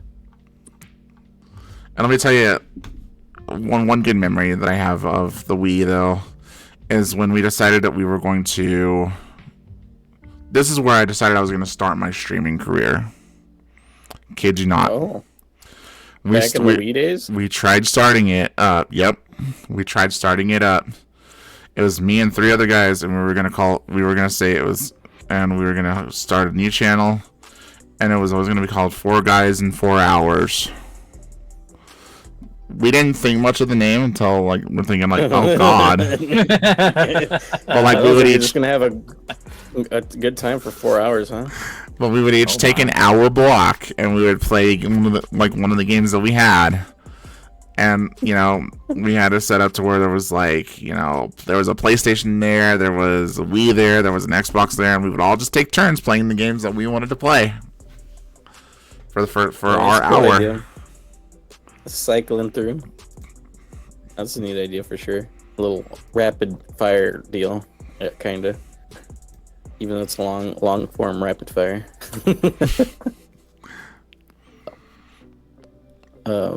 But yeah, fucking what other? Oh, one game I really wanted to try that I never got to was Battle Revolution Pokemon on the Wii. That one I did manage to rent, and I enjoyed the Coliseum game and Gale of Darkness too much. That with it only being basically a 3D model for your Generation 4 games, it was very lackluster. There's no story to it. Yeah, it's just mainly a battler, right? Yeah. Yeah, that was one I wanted to try just because I really like Stadium itself. Because Stadium was mainly that too, but it also had little things about it that were, you know, like the gym trainer battle and the Mewtwo fight. But yeah, like I enjoyed just like being able to see all my favorite mons in their 3D environments. But I never got to play it, unfortunately. Oh. So that's one that I really want to play along with Super Paper Mario to add to my repertoire of Wii games I've tried. Yes. Oh, eventually, right? Eventually. Did you guys ever play the Super Mario Brothers Wii, where they first started doing the 4-player? Yes. Oh yeah, that was at the time before it got washed out. Very amazing because we hadn't had a 3D or 2D Mario since a new one, at least since World, or was it further up? Now there was the new Super Mario Brothers for the DS, but it was still only single player. Oh, okay, so that was the new one. All right, well, still, it was like you said, like the bigger on the console 4-player deal, right? Yeah, and that kind of changed the whole family room dynamic, I think. I think I only had a max of 3 players at the time when I tried it, so I never got the 4-player vibe. Pure chaos. That's all I'll say. I think we even got the red Wii. I think that came with it. Oh, nice. We definitely bought through like 6 or 7 Wiis because we have a big family. We all have a lot of cousins and brothers and sisters, and we all just wanted our own Wii because we were fighting over shit all the time. So and they were cheap. They were real cheap to get, you know. So it's like we each had one. Yeah. So we had a red one, a black one, a white one. Pretty much the colors you could get, you know. Wii was a very interesting era. Yeah, the Wii was actually the first console like I fully bought on my own. Everyone else, it was more kind of gifts or combining our funds and stuff. So I actually got a lot of games for the Wii. Oh yeah, I mean, it's your first console you bought with your money. You're gonna want to get all the stuff, right? Yeah. Yeah. It's where they both started out with the Xenoblade and the Epic Mickey games too. Oh yeah, forgot Xenoblade started. Oh, there's also Donkey Kong Country for Wii. Oh yeah, the Returns. That one. Returns. I haven't played that one, but I know it's there. I enjoyed it with what little bit I played. I enjoyed a little bit what little I played at that one. Yeah, did you guys play Tropical Freeze is pretty good though. Tropical Freeze I enjoyed. No, sorry. Just getting distracted. It's all good. It's all good. That's all that I can Talk really about games. That's all I can really honestly say about the Wii. Did you guys ever play the best game, the Link's crossbow training, though? Oh, yeah, I had that game. It was in that really shitty-ass sleeve instead of a normal game box, right? Yeah, because it came with that little 2 thing where we combine the nunchuck and the controller together. Oh, the zapper? Yeah. Oh, you reminded me. I played Call of Duty World at War on Wii with that thing. Oh, really? I would try to hide behind my couch, like behind cover all the time. Like that was the last Call of Duty game I played. Damn, that unlocked the memory when you brought up the zapper. And they have a lot of fucking accessories too. You know, the Wii wheel. I just remembered all the fucking accessories too. Like the Wii wheel literally did nothing but look cool. Any of the peripherals you added to it never really did much. Nope. You know, just other than look like the part. Like the tennis, you could get your own tennis racket attachment. I think there was one for that. There was a lot of little things. And man, the Wii is complete shovelware for that shit. Accessories. I like that the accessories for the Wii weren't required to enjoy a game. They were just to add if you wanted to. Oh yeah, it was very additive. But yeah, I remember I did partake in the Wii wheel and the zapper. Those are the only 2 I can remember that I actually had. But yeah, that's pretty much. I think that's it for the Wii. That was the last thing I could remember. Yeah, I'm going through the list here, and I was like, I'm not saying nothing else here. I also want to talk about the $1 million pyramid, but the Wii U, the one I never got to own. So I honestly really loved the Wii U. But sorry, go ahead. No, you're good. You're good. Yeah, no, I honestly really loved it. There was so much potential that came out for the Wii U, but it really got hit by bad advertising. Too targeted at children, right? They made in the commercials, like at the time I was working at Zellers, which was basically a Canadian Walmart. And the commercials we had to play on the TV where it's like, did you enjoy your Wii? Well, now you'll enjoy the Wii U. And then they show how you get the gamepad and stuff. And it looked like an expansion for your Wii, not a whole new console. So when they saw the $250 price tag, it was like, I'm not paying that for a stupid pad. Yeah. Yeah, I could see that being an issue for people and the confusion and all that.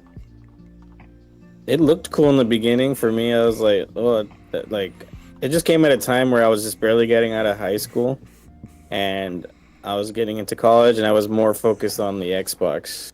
So I didn't really pay attention to it. Before we delve further into this, shall we take a quick 15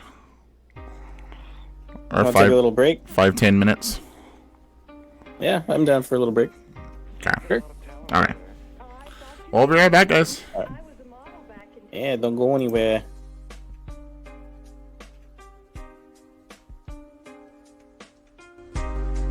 Oh, today was an unusual day, but after this, there'll be no more distractions.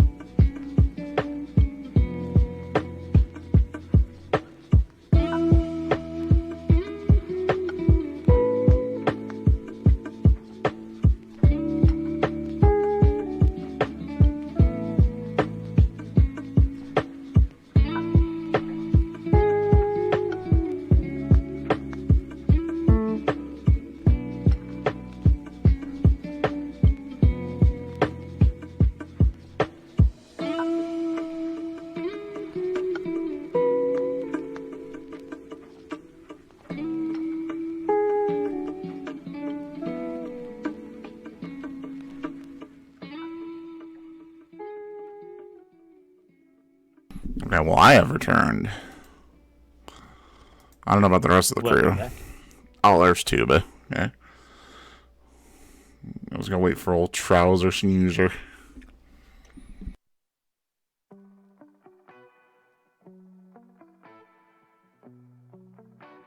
Okay, I am back. That's about time. We've been waiting here like 20 minutes. What are you talking about? Alright. What were we doing again? We're about to get into the Wii U, right? Yes. I believe. Unless you guys wanted to keep going on the Wii. No, we're gonna go ahead and start into the Wii U era. All I can tell you about the Wii U era is what I have experienced with my eyeballs. And some of the games I wish I would play with my friends that had the Wii, right? And it was mainly Smash 4 and Mario Kart 8 before it became Deluxe. So that's really all I truly played on the thing, I think. So you've not done much on it then, if anything. Not at all. But Wow. I did have fun with those few times I played like that. Like Smash 4 donned my my usage of just being really good at using I think Bowser Jr. was first debuted that game. Bowser so I remember Jr. was introduced in Super Mario Sunshine. No, I mean like as a Smash character, sorry. Oh, yeah. Sorry. Okay. Yeah, that was when I got good with him. And then Mario Kart 8, before it became Deluxe, was super fun at the time, and I didn't realize years and years from now we'd have double the game later. Or even triple the game even at this. That was back when the requirements for getting the gold cart were even harder. Oh, okay. I didn't know that. Yeah, those are really the only two experiences. I would watch my buddy actually play the Metroid Prime trilogy on there. So he was a big fan of the Metroid Prime, so I remember him playing that on there. And that's all I really have any memory of in first-hand experience. This is kind of the era where like everybody was starting to be like, okay, well, maybe we can start collabing together. And this is when, you know, the Wii U started getting other games, and like taking a look at the list here, like if they wound up getting like the Binding of Isaac, like that was kind of like just like an indie. That was kind of like just an indie game that was only supposed to be on the computer. Yeah. But they started getting other ones, and like Back to Bed was another third party. I think Assassin's Creed started creeping into the Nintendo at that point. Yeah, Assassin's Creed 3. Yeah. It's actually my first Assassin's Creed game. Sorry. Oh, you good. But like, and then there were some other ones that like I personally enjoyed, but a lot of people fucking hated. Like, the Amiibo Festival, the Animal Crossing Amiibo Festival. I loved playing that game. That was a fun game to play. I'd agree. It gets more hate than I think it deserves. And then, It's probably because it didn't compare to Mario Party. yeah, it was competing against Mario Party, like on the same console. Like, come on, would you rather play Mario Party and then like have a chance of throwing your controller at your friend, or being like, oh, there's fishing? You know, I wouldn't be opposed to trying it and playing it for what it is. You know, like for sure, just for a good little Animal Crossing fun time. You know. Oh yeah.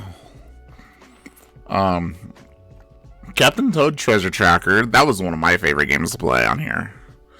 Great game. Oh. Loved Captain Toad. Did they make a second one for the Switch later? It got re-released on the Switch, Oh, that's what it was. which Okay. included both 1 and 2. Yep. Oh, okay. All right, cool. Go on. Say. I was kind of like looking through the list. So if Tubes has something to say, they can. Yeah, like I said, I really quite enjoyed the Wii U. Like Nintendo Land. absolutely amazing game when you had people to play with. I wish they had done more with it.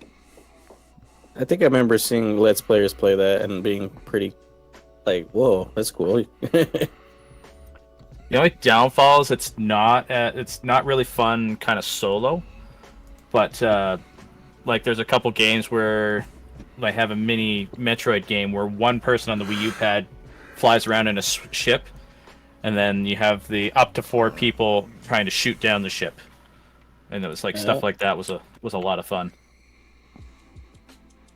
Cool.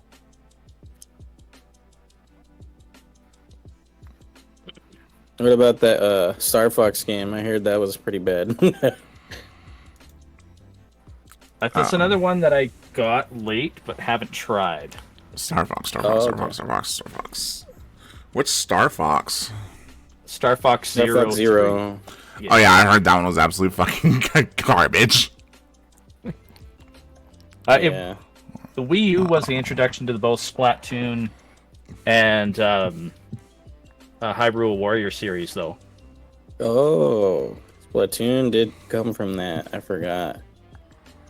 I don't know why in my head I think it's a Switch era thing for some reason. No, they started Splatoon on the Wii U, I think. Yeah. Yeah. Same with Mario Maker. Oh, yeah, Mario Maker was another one that like we just enjoyed the hell out of. I hear arguably it's better to play it on the Wii U than on the Switch because of the gamepad, right? I would agree.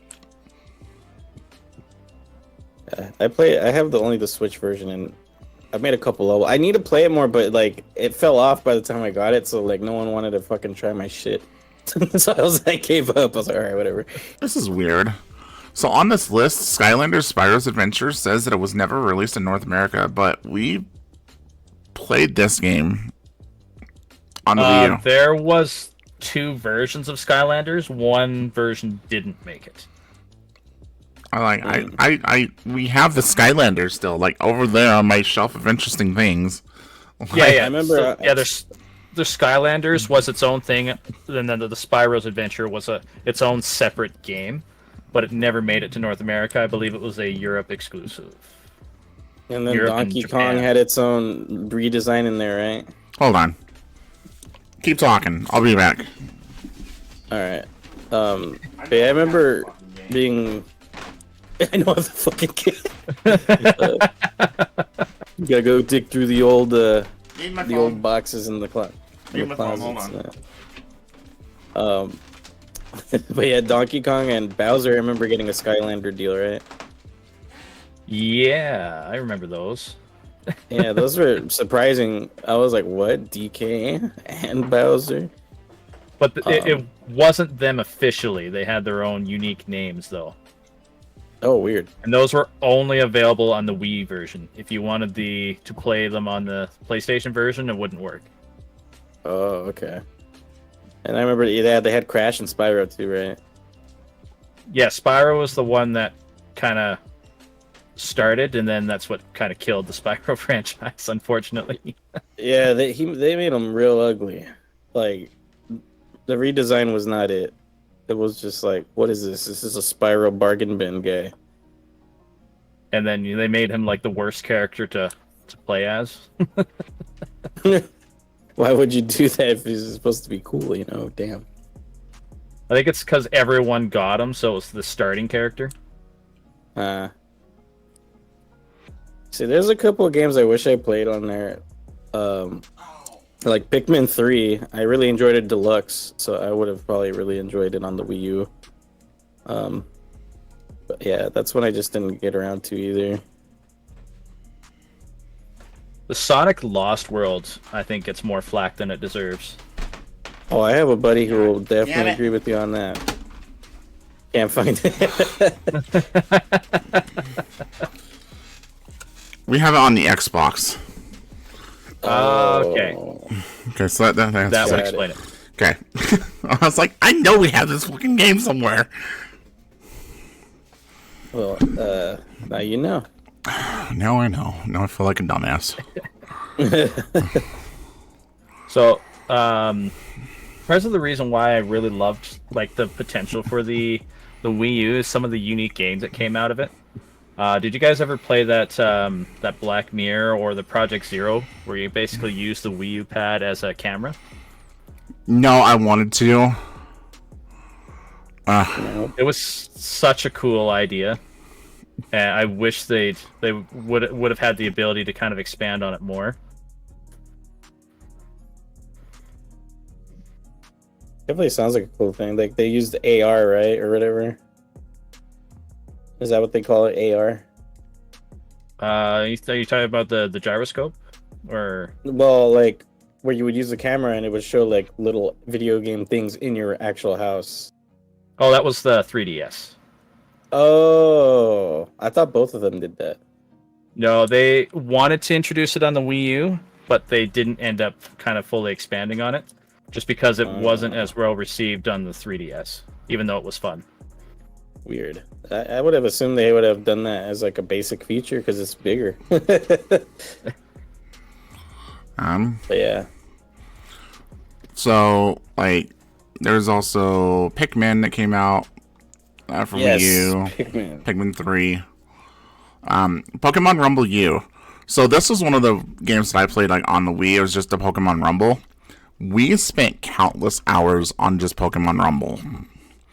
And Pokemon Rumble U and Pokemon Rumble Blast just did not follow through with what the original Rumble did.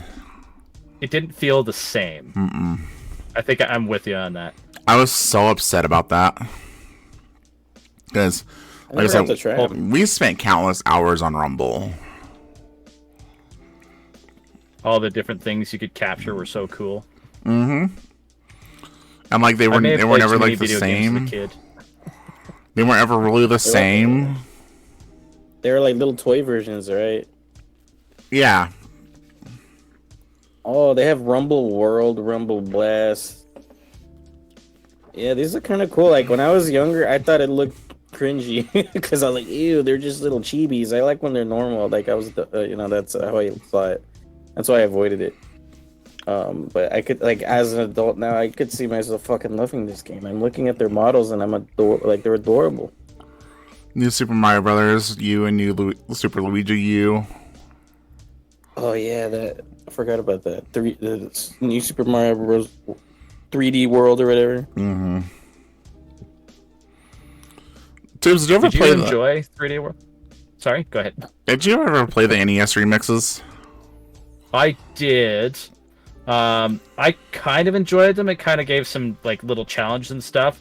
It's basically what the Nintendo Switch Online has turned into. If that makes sense. So you're not missing much on that, Drowse. Okay.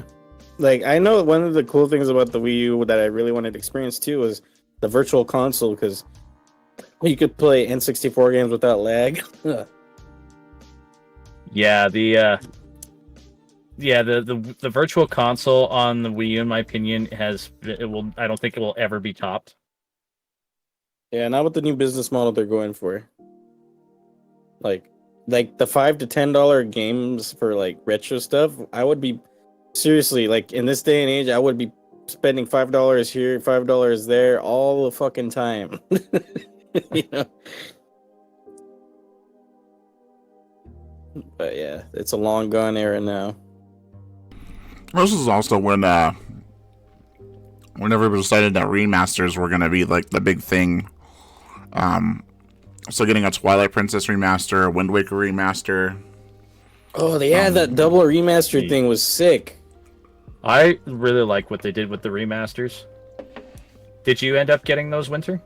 We wound up getting the Wind Waker Wii U gamepad. So we still have that. Oh, nice. Yeah.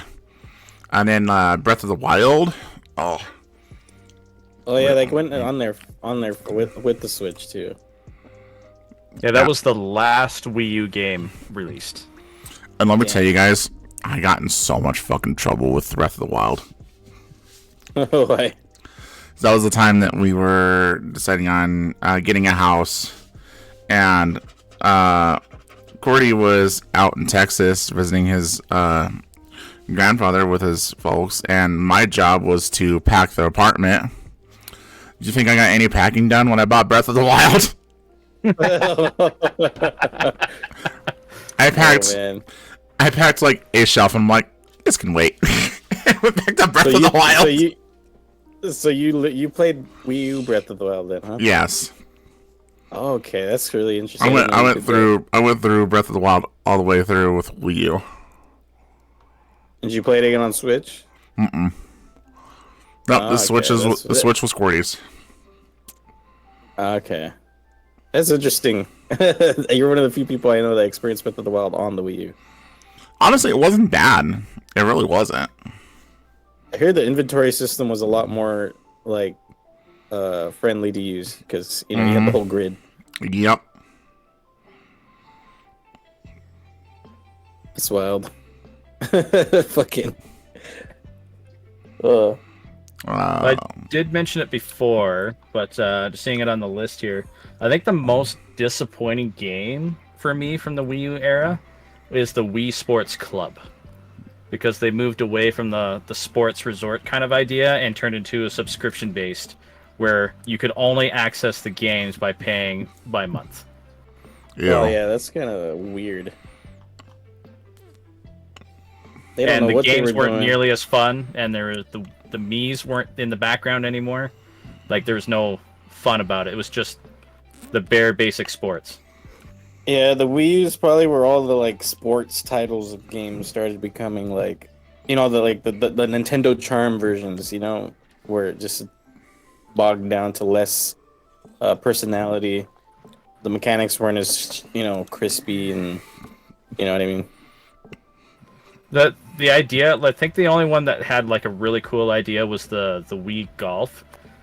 Because rather than doing just the swinging with the Wiimote, you had to put the Wii U pad down on the floor, and you could see where the ball was, and the sensor from the Wiimote had to swing at the camera in order to kind of calculate how your swing was.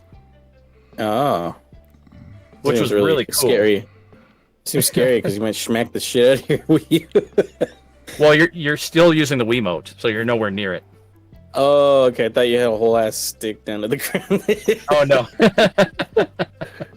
No, it just read the infrared sensor with the camera that was on it. Okay. Yoshi's Woolly World, that one was a fun one to do. Oh, that was Woolly World. That's like Epic Yarn, but for Yoshi. Yep. That one they never got remade, right? Or like remastered, right? Because they just made Crafted World for Switch, right? Yeah. That one would have been good for a remaster. I would have got it. I bought Wii Fit U because I was fat. I have to say, as nice as the Wii Fit was, I never really used it. With the Wii Fit U, I used all of the time. Did you end up using yours? Kinda, yeah. Until I realized this is fucking stupid. I enjoyed the pedometer that came with it, and I used it for like tracking and then using all the different hiking trails. I thought that was fun. It's also back in my marching band days where it didn't take much for the steps to add up. Right? Oh yeah, easy claps. And I'm learning a lot about the Wii U, and I never tried it. You should buy one. Or I have tried it, but like I never bought it. I don't know. They're probably still pretty cheap, but like they're gonna be expensive in like 5 years. Yeah, 3D World and Mario Maker. Like I loved 3D World. I had a hell of a time with 3D World. Oh, Tropical Freeze came out there too, right? Yeah, for the first time. Yeah. And in Mario Maker, yeah, I had one level. No, I had two levels. My first level that I made was this. It's called P-Switch Peril Palace, and basically it was just like a bunch of like the coin blocks, the breakable brick blocks, with P-switches everywhere. And you can't touch a P-switch, otherwise you're fucking dead. Yeah, that sounds like a rage level. But it was fun as hell. I had a friend do it, and he like recorded himself doing it, and it took him like 3 hours to get through the level. It was great because like he was just like, I don't know what he is up to, but boy, this looks like a fun level. And he tried jumping over the first one, and he didn't hit the button in time, and he just pressed the switch and just died instantly. And another one that I made, I enjoyed hell out of making that one. It was called Take a Trip on Rainbow Ride.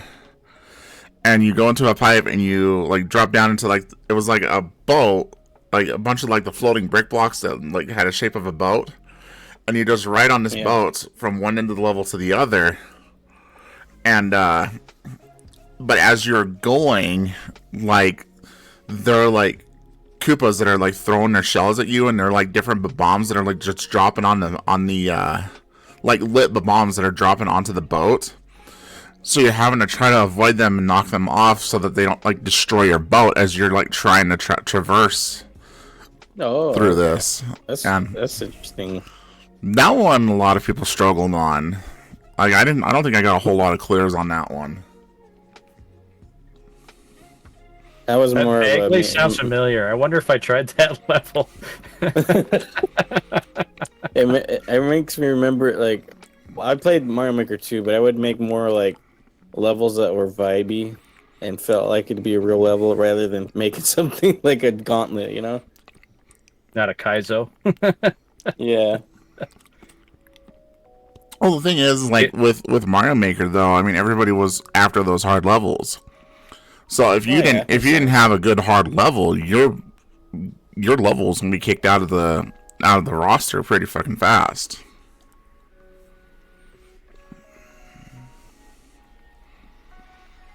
I'm surprised how long you guys are able to talk about this. Yeah, I was gonna say I'm surprised how long you've been able to talk about the Wii U right now. Like I said, I really there was so much potential with it. It got hit with bad advertising. It really did, but it was a step into the era that we all know and love now. The old Switch era. That is the Switch era. God, that was time to switch it up. It's time to switch it up to the Switch.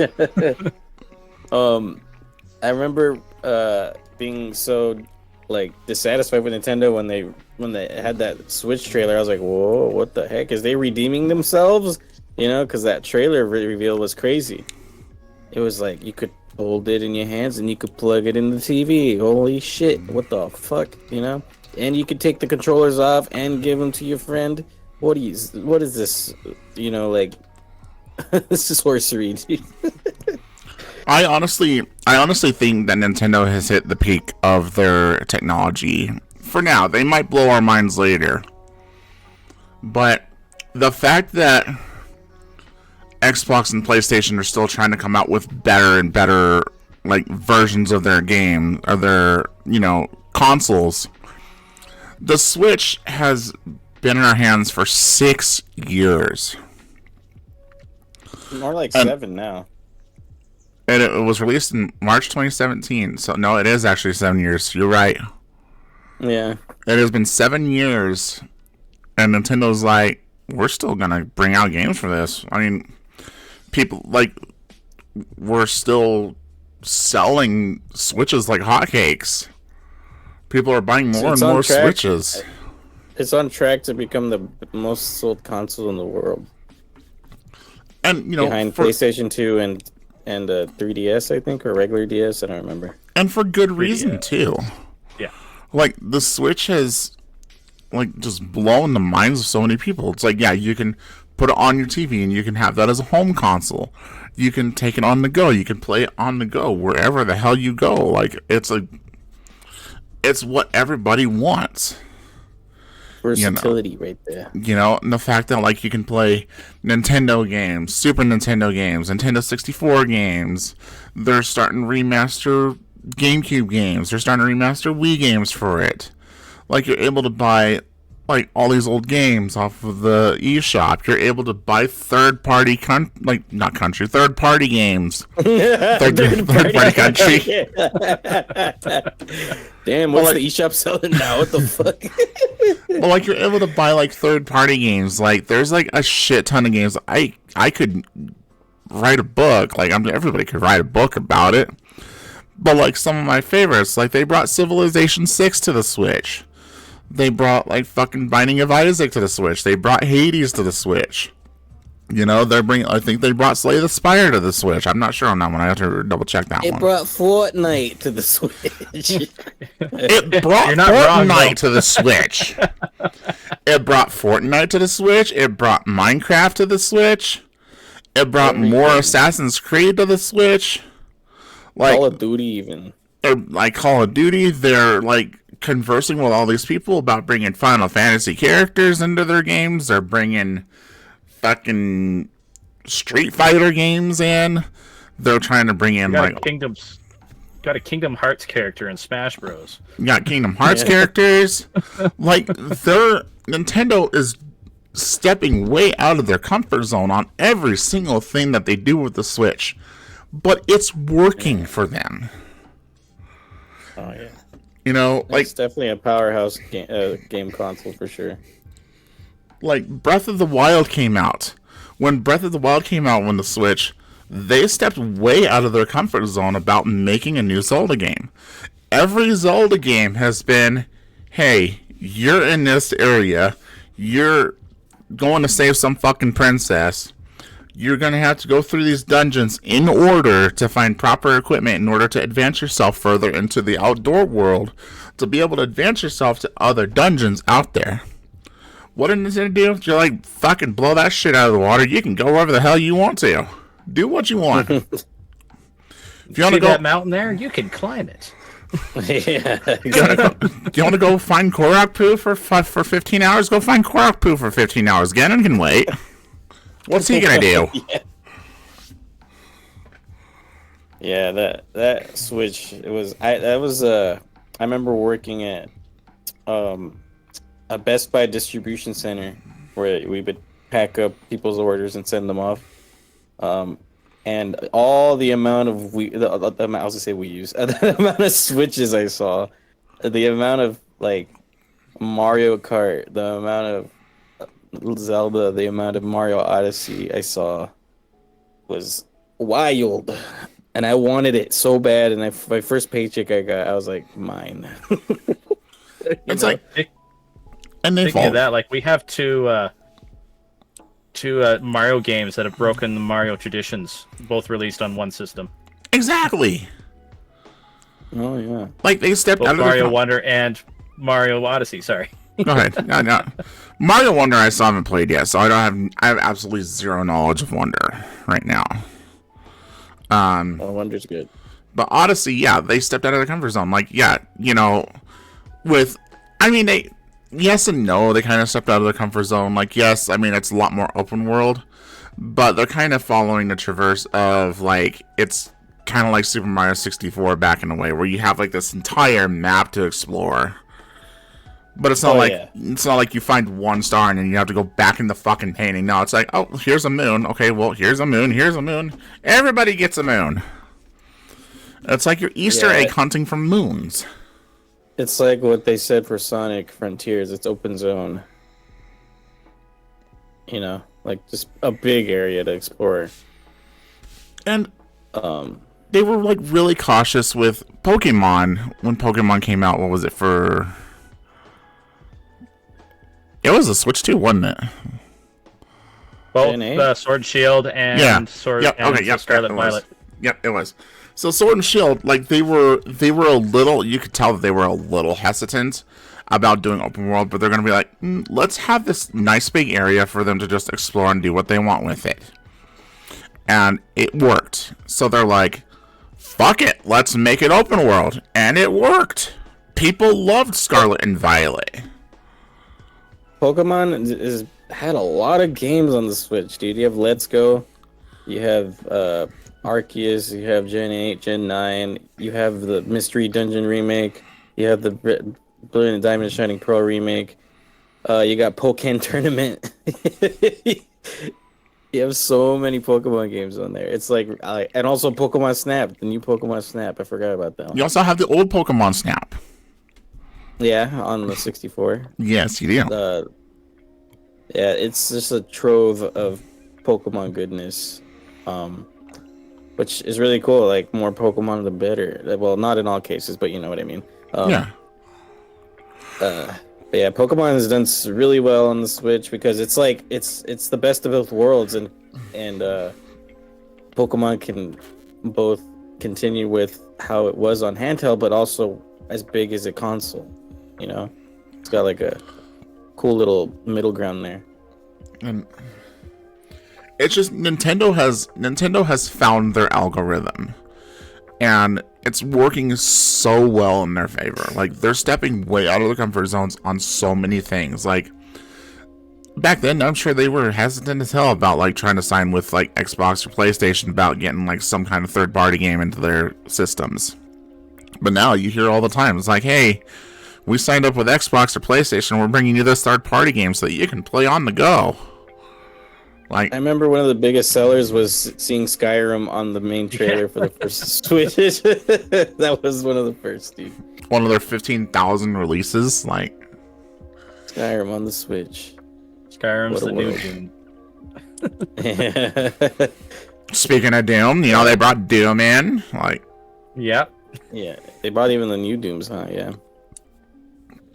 I was gonna say, indies have done so well on there too. It's brought a lot of cool indies to the spotlight, like Bug Fables. Bug Fables. They have both ukuleles on there. Yeah.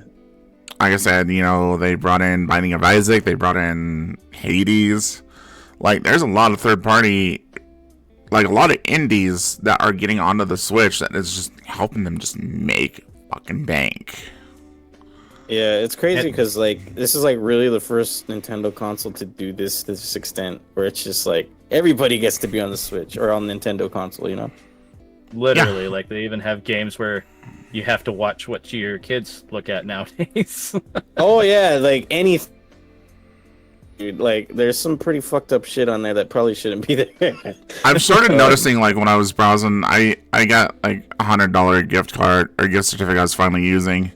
So I bought, you know, the Princess Peach game, and then I rebought Civilization 6 for it. And I was like, why is there hentai games on the Switch? Like, what the fuck? Exactly. It's like Honey Pops. What? Why is this here?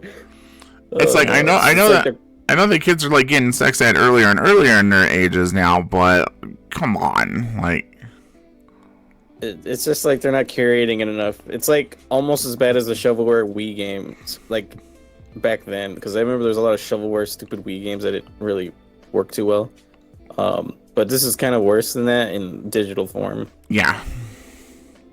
That's like really the only negative I could say about the eShop. There is just the pure amount of bullshit. Yeah, there's a lot of garbage on there, but there are some like really good hidden gems. You have to know what you're looking for, pretty much. But yeah, when did you guys get your first one? Did you get it like right away? No, I got mine like, I want to say like a year after. My first games, I bought Mario Kart 8, and then I bought, what the fuck was it? Not, oh my god, what game was it?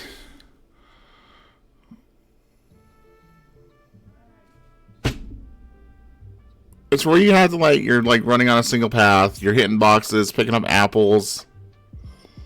Crash Bandicoot? That's it. That's the one. How did you forget? Wow.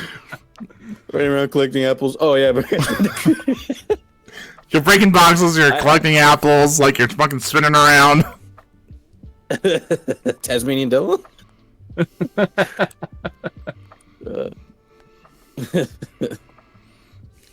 Yeah, I got mine like maybe 8 months after. I think probably around then. I was a day one. Day one for sure, huh? I got one of the Zelda. I did. It was specifically for Breath of the Wild. Even though I got Breath of the Wild for both, but I never opened my Wii U version. Collectors. I just banana slab. Sending that off to get graded. Yeah, I managed to get switches where the blue Joy-Cons on the left rather than the right, because before they solidified where it was going. Wow. I forgot that was even a thing where you could have them. They were like flipped. And the only thing, like, one of the accessories are expensive just because of that the like the vibration labo? And like not the labo, the vibration of the what do they call it? It was like haptic feedback or some shit, right? But yeah, they're like $70 Joy-Con controllers, and they break within like 6 months. Yeah, like, and it sucks. Getting new Joy-Cons and shit is so expensive. I still have my original ones. I haven't got any new ones because I refuse. Luckily, they'll fix it for free if you send it in. You're just without it for 2 weeks. Oh, okay. They didn't fix mine. Like, they repaired it, but I still had a drift, and I just, like, fucked it. Oof. Yeah, I think my last one make better controllers next console. If they make a next console. There is talks of the latest one in production right now. How can you get better than the Switch? How can Switch you get better? 2. Okay, what's 1080p, 1440p. That is its code name right now. I don't think that's what it's going to be, though. But 1440p would be nice, better than 1080, and also like 60 FPS on most games, and probably more memory to instead of like just the basic 32 gigs, you could have like a 250 gigabyte Switch 2 or whatever. You mean I assume it'll be like Pokemon? What was that? I wouldn't have to have glitchy Pokemon. Sorry. Oh, glitchy Pokemon. But yeah, like I would like to see like just those like simple performance problems that the Switch is lacking on right now, you know, to be boosted with the new console. Like all it really needs is that, like, and to keep the Switch 2 library and the services we have now, it would just be a home run, just for sure. I think better controllers, better screen, a little bit bigger, backwards compatible. But we can talk about that towards the end about what our predictions are for the next console. Well, I don't know how else they can, like, unless they're coming out with another like another exact Switch. Like, I don't know how else they can like better it. I have a feeling it's going to be very similar to the new 3DS XL when they introduced these ZR and ZL buttons on the 3DS. Where it's just and it could run a bit of the harder games, so it's an improvement, but it's not like a mandatory console. Yeah, I wouldn't mind getting it since I've had my Switch for so long already. That it'd be cool to get an upgrade, you know. I wouldn't mind, like, as long as it's backwards compatible. Like, that's the big thing, because there's so many games on Switch, you know. Like, it would be a shame if they didn't, because it wasn't backwards compatible this generation. Because they just drastically changed it, you know? Yeah. So I'm hoping that changes. I mean, yeah, like, so we can actually have that backwards compatibility, because it's really cool having the little cartridges. I think it's neat. I'm kind of glad they went with that. I don't think I like discs, because they scratch so easily, and then with this, you just pop them in, you know? Yeah. I gotta ask you guys, did you guys ever lick a cartridge? Oh yeah, it tastes like shit. I did not. I was curious because I saw that they like put in some chemicals so it doesn't stops kids from swallowing them. So you didn't? I didn't either. Like. Oh, okay. I'm the only one who did now. Huh? Yep. Why would you bring the question up, you fucking asshole? Because I was curious. I'm over here getting baited into this. Oh yeah, I definitely looked it, bro. Freaking cartridge licker, you. You cartridge liquor. Shun the cartridge liquor. Lynch the liquor. Oh no. Oh no. Yeah. What are some of your favorite games? I know we talked about a few of them already, but like other than like Odyssey and Breath of the Wild.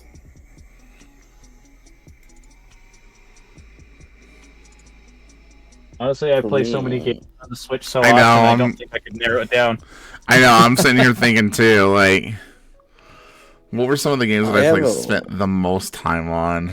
Like, it's definitely like the Pokemon. Like, I think Sword and Shield were like my top played.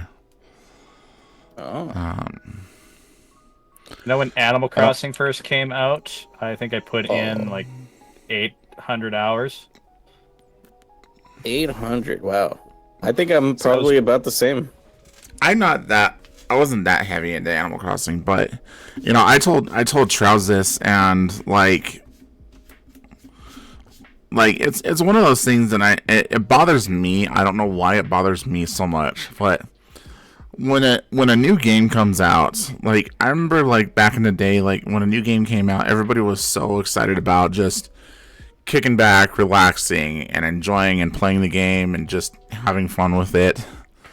But anymore, like, and I felt this with I felt this with Tears of the Kingdom. I felt this with Scarlet and Violet. I felt it with Animal Crossing.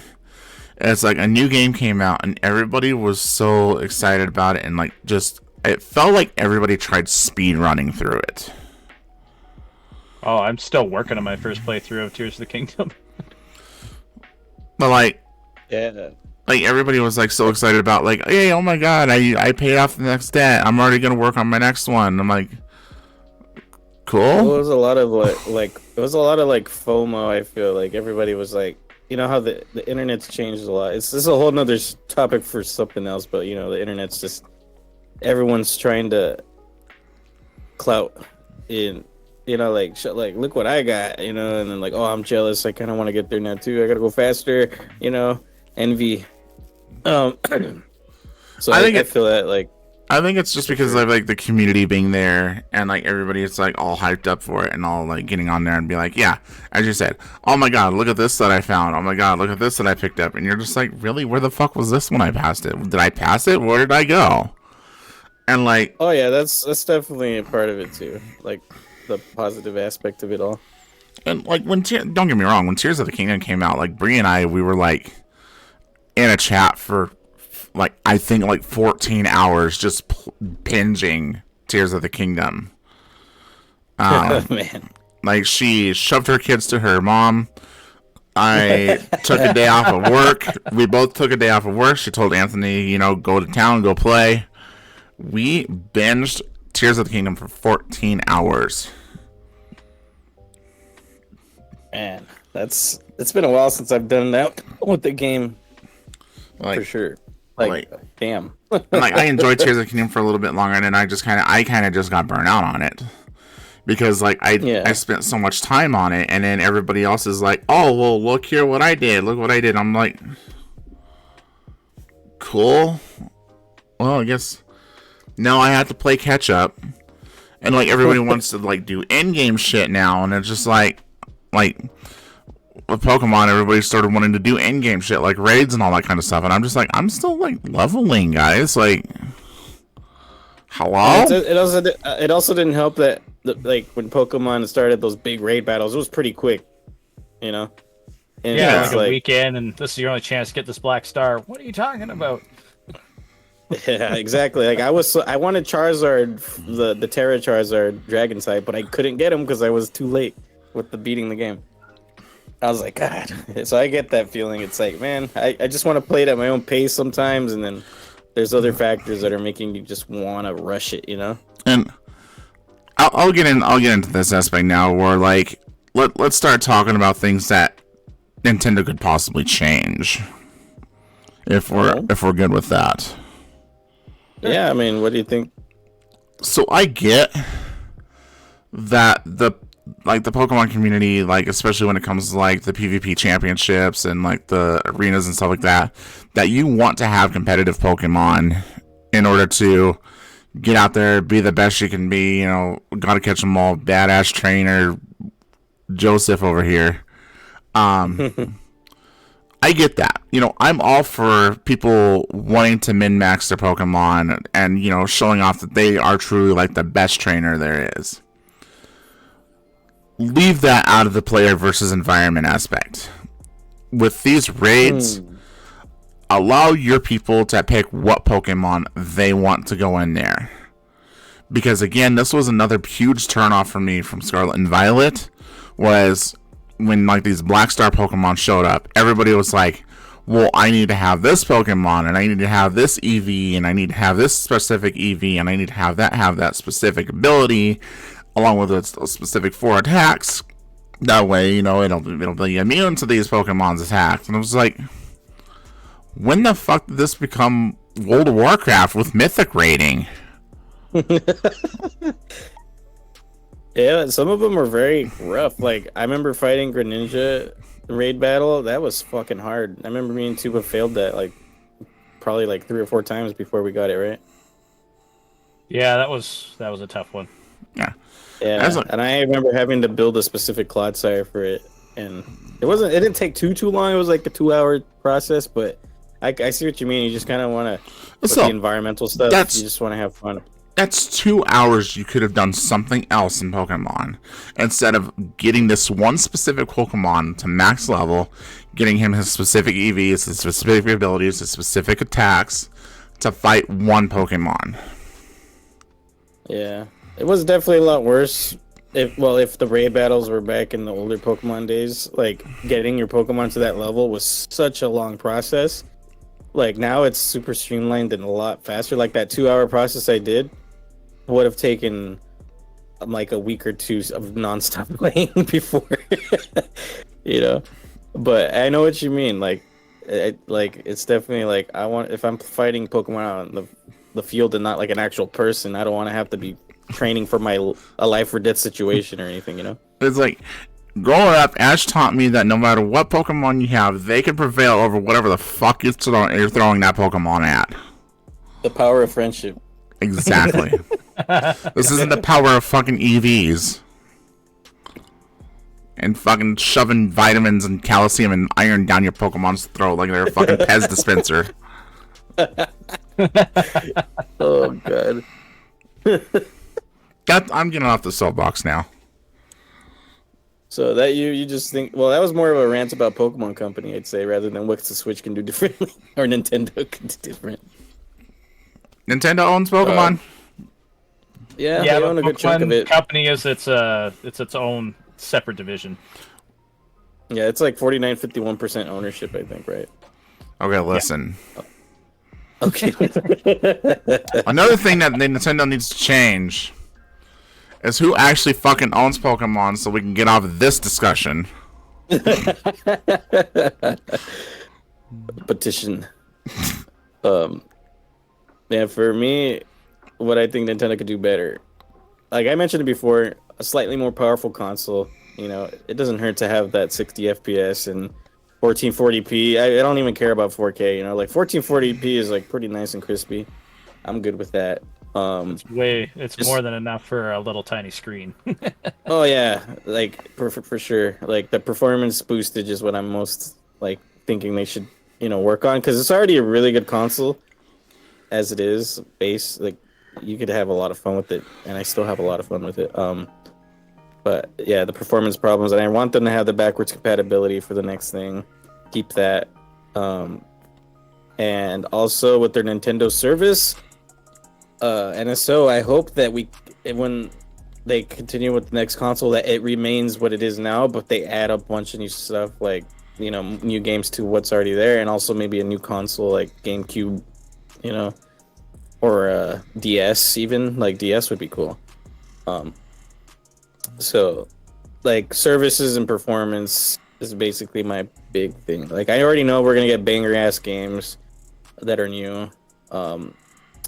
So I don't think they could really do too like they're already heading in that direction. I think is a good direction with their gaming worlds and like their main IPs of being too samey in the last couple generations, and now finally breaking out of their comfort zone and making uh just really weird shit. Like Odyssey was pretty strange with the hat mechanic, and Wonder with its Wonder Flower, and now even remaking Paper Mario: The Thousand Year Door, which was so out of fucking left field, I didn't see it coming in a million years. That's like what I'm excited for. That they're just fully gun ho about. All right, we're just gonna move on with our weird shit like we've always done in the past. So I'm very excited about all that. Yeah, that's about all I got to say about the improvements and what I like or whatever. What about YouTube's? Well, you guys both kind of nailed like the big ones for me, so I'll kind of do a little smaller one here. Two biggest ones are small improvements they could do. Bringing out another kind of social interaction thing again. I don't know if you guys ever experienced the Miiverse, but that was one of the most popular things on both the 3DS and the Wii U. I think it doesn't need to be the Weverse. There definitely needs to be a bit more control, especially with who can talk to who on it.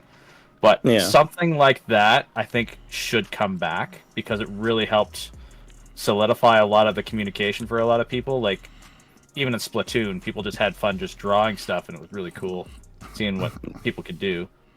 Yeah, I forgot about social aspects. And the other thing for me is expanding into their extra characters again. Having the Princess Peach that new game come out rather recently, I think is a step in that right direction because it's utilizing some of their secondary characters that don't get that spotlight anymore. Like we haven't had a Wario Land game in years, or so it would be cool to find like a little tiny, maybe Professor Egad has a Gadgets game or something. But we don't don't see those anymore. But it would be really cool. Yeah, that's really cool. Yeah, like Luigi has kind of gotten another. Like Luigi has recently just gotten his third Haunted Mansion one. Like we haven't seen like Captain Toad in a hot while. I feel like Luigi though is no longer a secondary character. He's kind of become his own main character, where he used to be a secondary character. Yeah, he's kind of stepped out of his brother's shoes. That's for sure. Which is something he needed to do. Bless his heart. You just reminded me too, but the lack, because you said social features you missed and stuff, and I remember just such a severe lack of music in the menus for everything. You know what I mean? Oh yeah, you're right. Like the Wii U shop had banger music, and then there's nothing. Yeah, the eShop is just quiet. And then like even just the home menu, like it doesn't have like anything. So I really want them to like have every like the 3DS had their own music for the internet settings, and it had no business going as hard as it did. It was internet settings, and it was one of the best 3DS songs I've ever heard in my life. And I want that for the next console too. Like, please bring back the personality,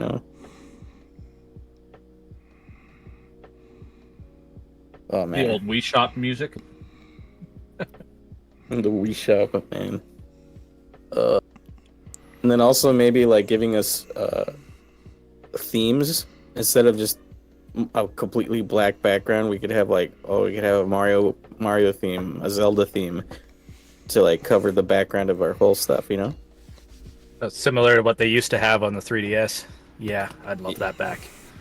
Themes, like just customizing your Switch and stuff, I think adding on top of Tubes, I think like something like adding like a looking for group system to where like if you wanted to play with other people, like having that option to be able to, instead of like having to just wait for friends. Because there's a lot of time where all of us are so busy that we're not going to have time to play. And if we do, it's usually during like stream times is when we're gonna want to play multiplayer games. So yeah, it's kind of hard to coordinate with friends to like just find a day to where you can just like sit down and relax and just play a game together versus, you know, just finding a good group to just get into a game with. Yeah, I don't see Nintendo doing that because the voice chat issue. They don't like voice chat. That's the problem. Well, still, I mean, you don't even need to like chat with somebody. Like, have like there'd be one person who's hosting, be like, you know, it's just kind of like LFG, and they would give you the specifics, like Mario Kart 8. This is like Baby Park, Max Laps, all blue shells. You know, it just give them the specifics of what that person's looking for a group for, and you fill until you feel comfortable with who you have, and then just go. Yeah, I guess that could be. Yeah, that's true too. Like, you don't need to have voice chat for something like that. Yeah, that's just how the world is, I guess. Now with voice chat, it's just voice chat for everything, you know. How they have it set up for both Smash Bros. And Mario Kart would work too, where you have your little chat boxes where you can talk to people. Oh yeah, you could have like little phrases that you can choose from or whatever. You know, please wait. Go easy on me. Please wait. Like Mario Kart, huh? I think it's funny looking at the games list between the Switch and the Wii U. So this Wii U had 3 pages, whereas the Switch has 19. God, such a vast difference. And then that's funny is like a lot of the Wii U games got put onto the Switch, you know, right? Which is cool. I'm glad that they did because I wouldn't have experienced a lot of them otherwise, you know. Like Pikmin 3, you know, Tropical Freeze, and I hope they keep remastering stuff. Like I really like the remasters. None of them, like most of them, have landed pretty well, except for like the Mario, the Triple Mario pack with Sunshine 64 and Galaxy. And I loved that pack. It's cool, but it's kind of bare bones, you know. And Nintendo knows, like, they're stopping all these people from like pirating and like downloading games and stuff like that to play. Nintendo could make bank if they just fucking release these for the public to play on the Switch. Yeah, majority of people only download them by other means because they don't have access to it. Yeah. Yeah. Nintendo could make bank if they just brought these to the Nintendo expansion. Yeah, just bring out more collections, you know, like the 3D Zelda collection. Bring Wind Waker, and Twilight Princess, and maybe the Ocarina of Time remake and Majora's Mask remake into the Switch or whatever. You know, like those are 4 really cool remakes and should have probably moved on to the next console. You know. I think I figured out why those ones haven't come out though, because those were all released on the 3DS, and they all require that second screen. Just because of the way they decided to remaster them. Yeah, that's a whole deal, right? And it's not even that, Charles. It's like not even, you know, bringing the remasters, because they have Ocarina of Time and Majora's Mask on the Switch now, thanks to the Nintendo 64 expansion, even though they're garbage from what I hear. Oh yeah. But it's like Pokemon Red, Blue, Green, Pokemon Gold, Silver. Like, why not bring these out to people? Because it's a huge demand to have the old Pokemon games again. Why not just listen to what the people want? I think that's why they released the Let's Go games, to kind of help appease that crowd. 1 second, sorry, I'm not gonna do the VTuber on the podcast. I'll do it later. But damn, you fucking spent $75,000. I'm surprised that happened so fucking quickly. Sorry. Wow. I know Tuba was threatening me with that earlier, but damn. I'll tell you when I'll do it, but not tonight. I'm sorry. We're almost done here. The fact that somebody has 75,000 like points to spend on you. Although I did spend 50. Although I did spend 50 to make you play that fucking contradiction game. Yeah. I'm gonna fucking... I can't believe that happened so quickly. There's more people that have a lot of points than I realized. I'm gonna have to increase it again. I really don't want it to be a common thing, you know? So, well, anyway, I'll let you know later, Conquer. Yeah, what were you saying? Sorry.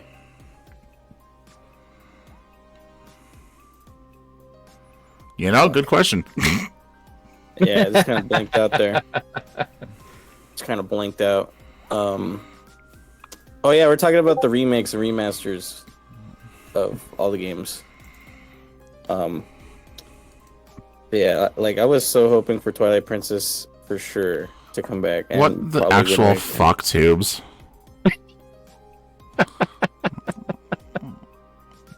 Bruh. What? Well, I think Tubes owns like 90% of the Sponduli stock portfolio, I think. Like... What?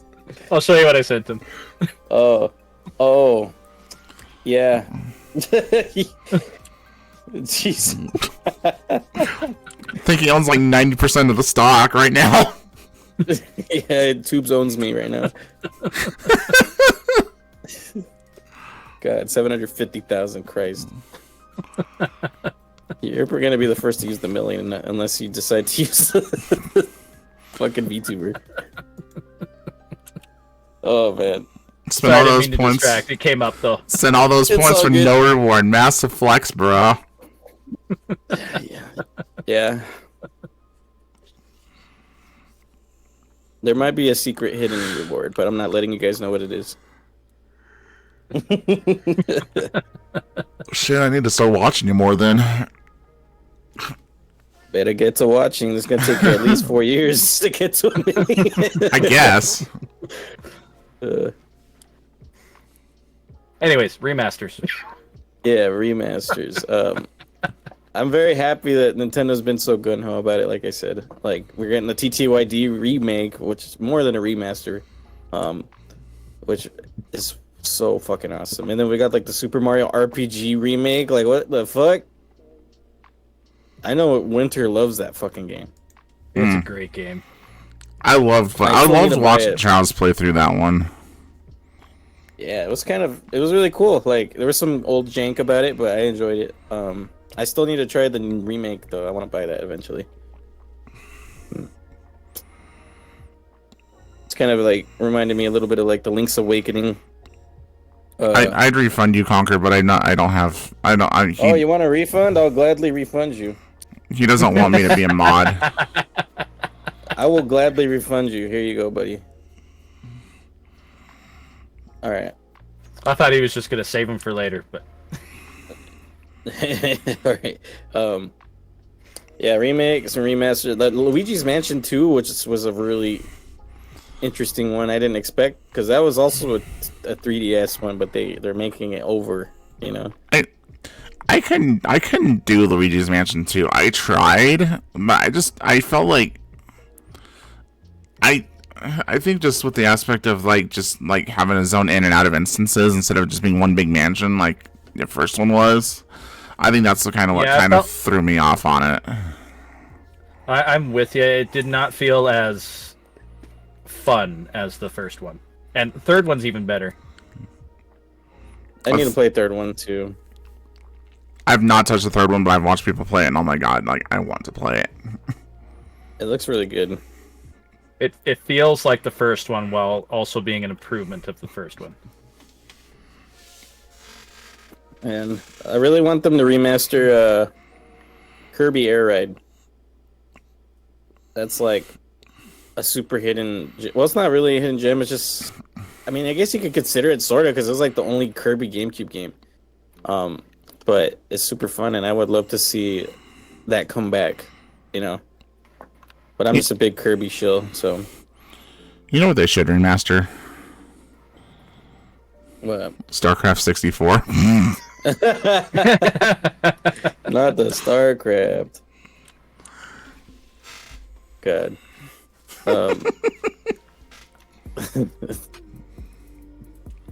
Shit, there's so many fun games they could remaster. Like maybe F-Zero remaster. That would be cool for them to step their foot back into F-Zero. I haven't I know touched they did F-Zero with in that. forever. I know that they did that F-Zero 99 or whatever recently, but to have like a remaster of like a 64 version or the Super Nintendo version, or even the GameCube. I like how well the F-Zero 99 was received. The which one? Loved it. The F-Zero 99. Oh yeah, it looked very cool. From what I saw, that the people who speedrun it said that it's different, but it's close enough to the original where it feels okay to drive still. You know, you have to. It's got that feel, you know. That feels. I know Malaysia was playing it a lot. It was really interesting seeing his perspective on it. I wonder what other kind of 99 games they can come up with. Because they did Tetris, Mario 35, I think it was. Instead of, it was like a random ass number. And F-Zero 99. Fuck it. Pokemon 99. Pokemon Go style, you have to catch 99 Pokemon in a row. Yeah, like something like that would be kind of interesting, you know. And then you could like afflict everybody else with like status effects. Oh, you paralyze this guy. Oh, we could work on this. Just call it the Safari. Just call it the Safari Zone. Oh, there we go. Oh. Pokemon Safari Is Nintendo Zone. listening? Nintendo, are you listening? Take notes. Pokemon Safari Zone. 99 trainers go in and try to catch as many Pokemon as they can, up to 99. But at the same time, they can send Pokemon off to go bother the other trainers and piss them off, and kill or make the other Pokemon faint or do status effects and stuff like that. At the cost of how many Pokemon you own. Oh, I like this plan. Actually. See? Imagine having 99 Pokeballs in your bag. Like, you're 99 Safari Balls. Yo, And then I'm you gonna go can- swipe some Pokemon. Later on, you can upgrade to higher level of Pokeballs. Like, Safari Air Balls. it's a great Safari Ball. I'm gonna cosplay as Meowth already because that's like Team Rocket material, you know. He's just coming out with a sack full of 99 Pokemon, you know. He's like, Oh, even the only thing worse than a twipe is two twipes. It's like- Well, Tubes, I guess we got to do this. I guess I'll cosplay Jesse. You do James. Okay, but I get the bikini outfit. Okay. So. Oh no! Christ! Is that the line? Did I find the line? Oh man, that's hilarious, dude. Oh man. That's a good. That's genuinely a fun idea, though. Honestly. Yeah, like. Not as Rocket event. Oh, that would be cool. Like, do an actual like. Oh, okay. B Team Rocket. Yeah.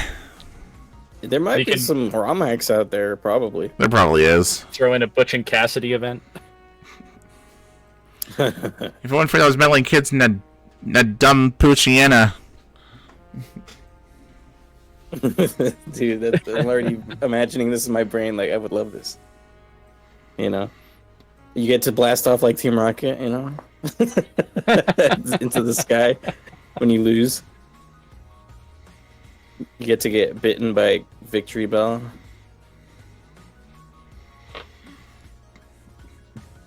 I like how this changed into the conversation went from Switch to like funny, weird Pokemon.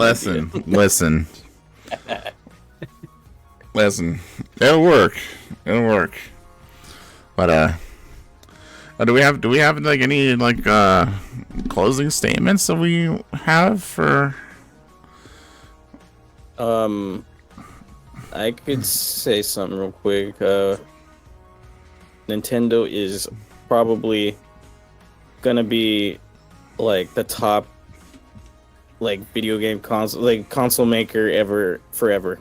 Honestly, that's what I think. Although I've had my fun with other consoles like PlayStation and Xbox, Nintendo's just always stayed true and always has stayed fun and colorful and amazing, and I love them for that.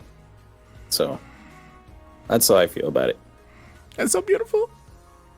What about you, Tuba? What do you close the statements here? I feel that's a pretty accurate statement. I'll just kind of build on it. It's kind of hit a point where there used to be the days back at the console wars where everyone thought Nintendo wasn't going to last. Nowadays, it's now even the big competitors want to kind of team up with Nintendo. Yeah. So it's definitely going to be a mainstay, I think. It's less of a question of when is Nintendo going to drop out of the console race and more of a when's the next Nintendo game dropping? You know, Nintendo's by far Nintendo won. Next. Nintendo's by far won the console race. Like, there's no doubt about it now at this point. Oh yeah, if it was still going on to this day, yeah.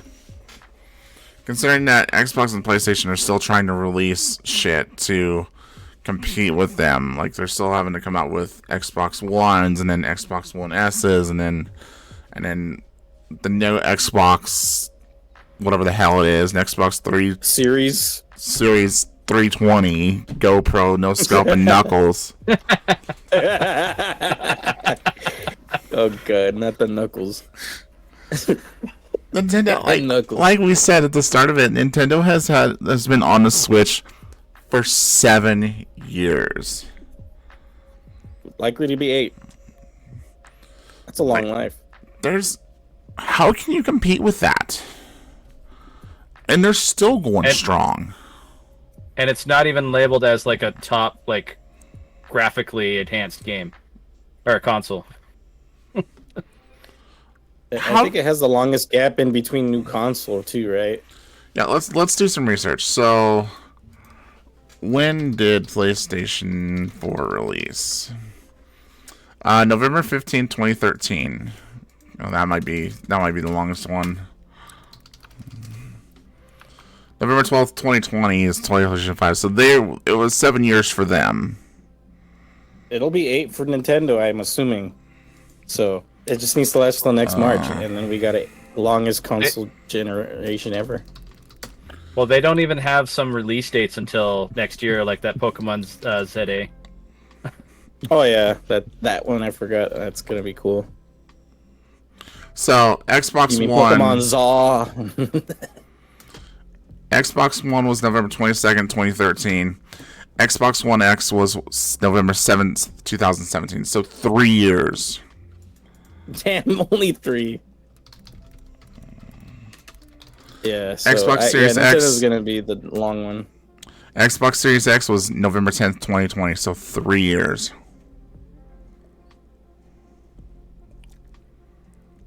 You know, when you have a good console, it lasts forever. Obviously, yeah, Nintendo's doing their shit right. So you know what, Nintendo? You get the golden panda stamp of approval. Good job on you guys on everything that you do. Good job on everything that you do, everything that you all have done. Thank you so much for being such a huge part of our childhood. We do have another Nintendo series coming out at some point in time where we do talk about the mobile versions of all the Nintendo consoles. So at some point in time. So it's not scheduled as of yet, but stay tuned, guys, for that. Yeah, that'll be a fun one to do too. Yeah. Tuba, do you want you want to let people know where to find you on the Sure. webs? Yeah, if anyone's looking for me, you can find me on twitch.tv/tubaswan, like the instrument, like the bird, one word. And then you can also find me on most social media platforms under the exact same name. Always have a lovely time. Appreciate you guys inviting me on for this. Had a lot of fun. I love talking about gaming, technology, and all that sort of stuff. Yeah, it was a blast having you. I figured you'd be a great fit for this. Absolutely. Yeah, it was good to have you, man. Yeah, go follow Tuba seriously. He's still doing his timeline playthrough for Zelda, I think. So We'll get through it eventually. Yeah, if you love Zelda, definitely go watch him over there when he runs that. Yeah. All right.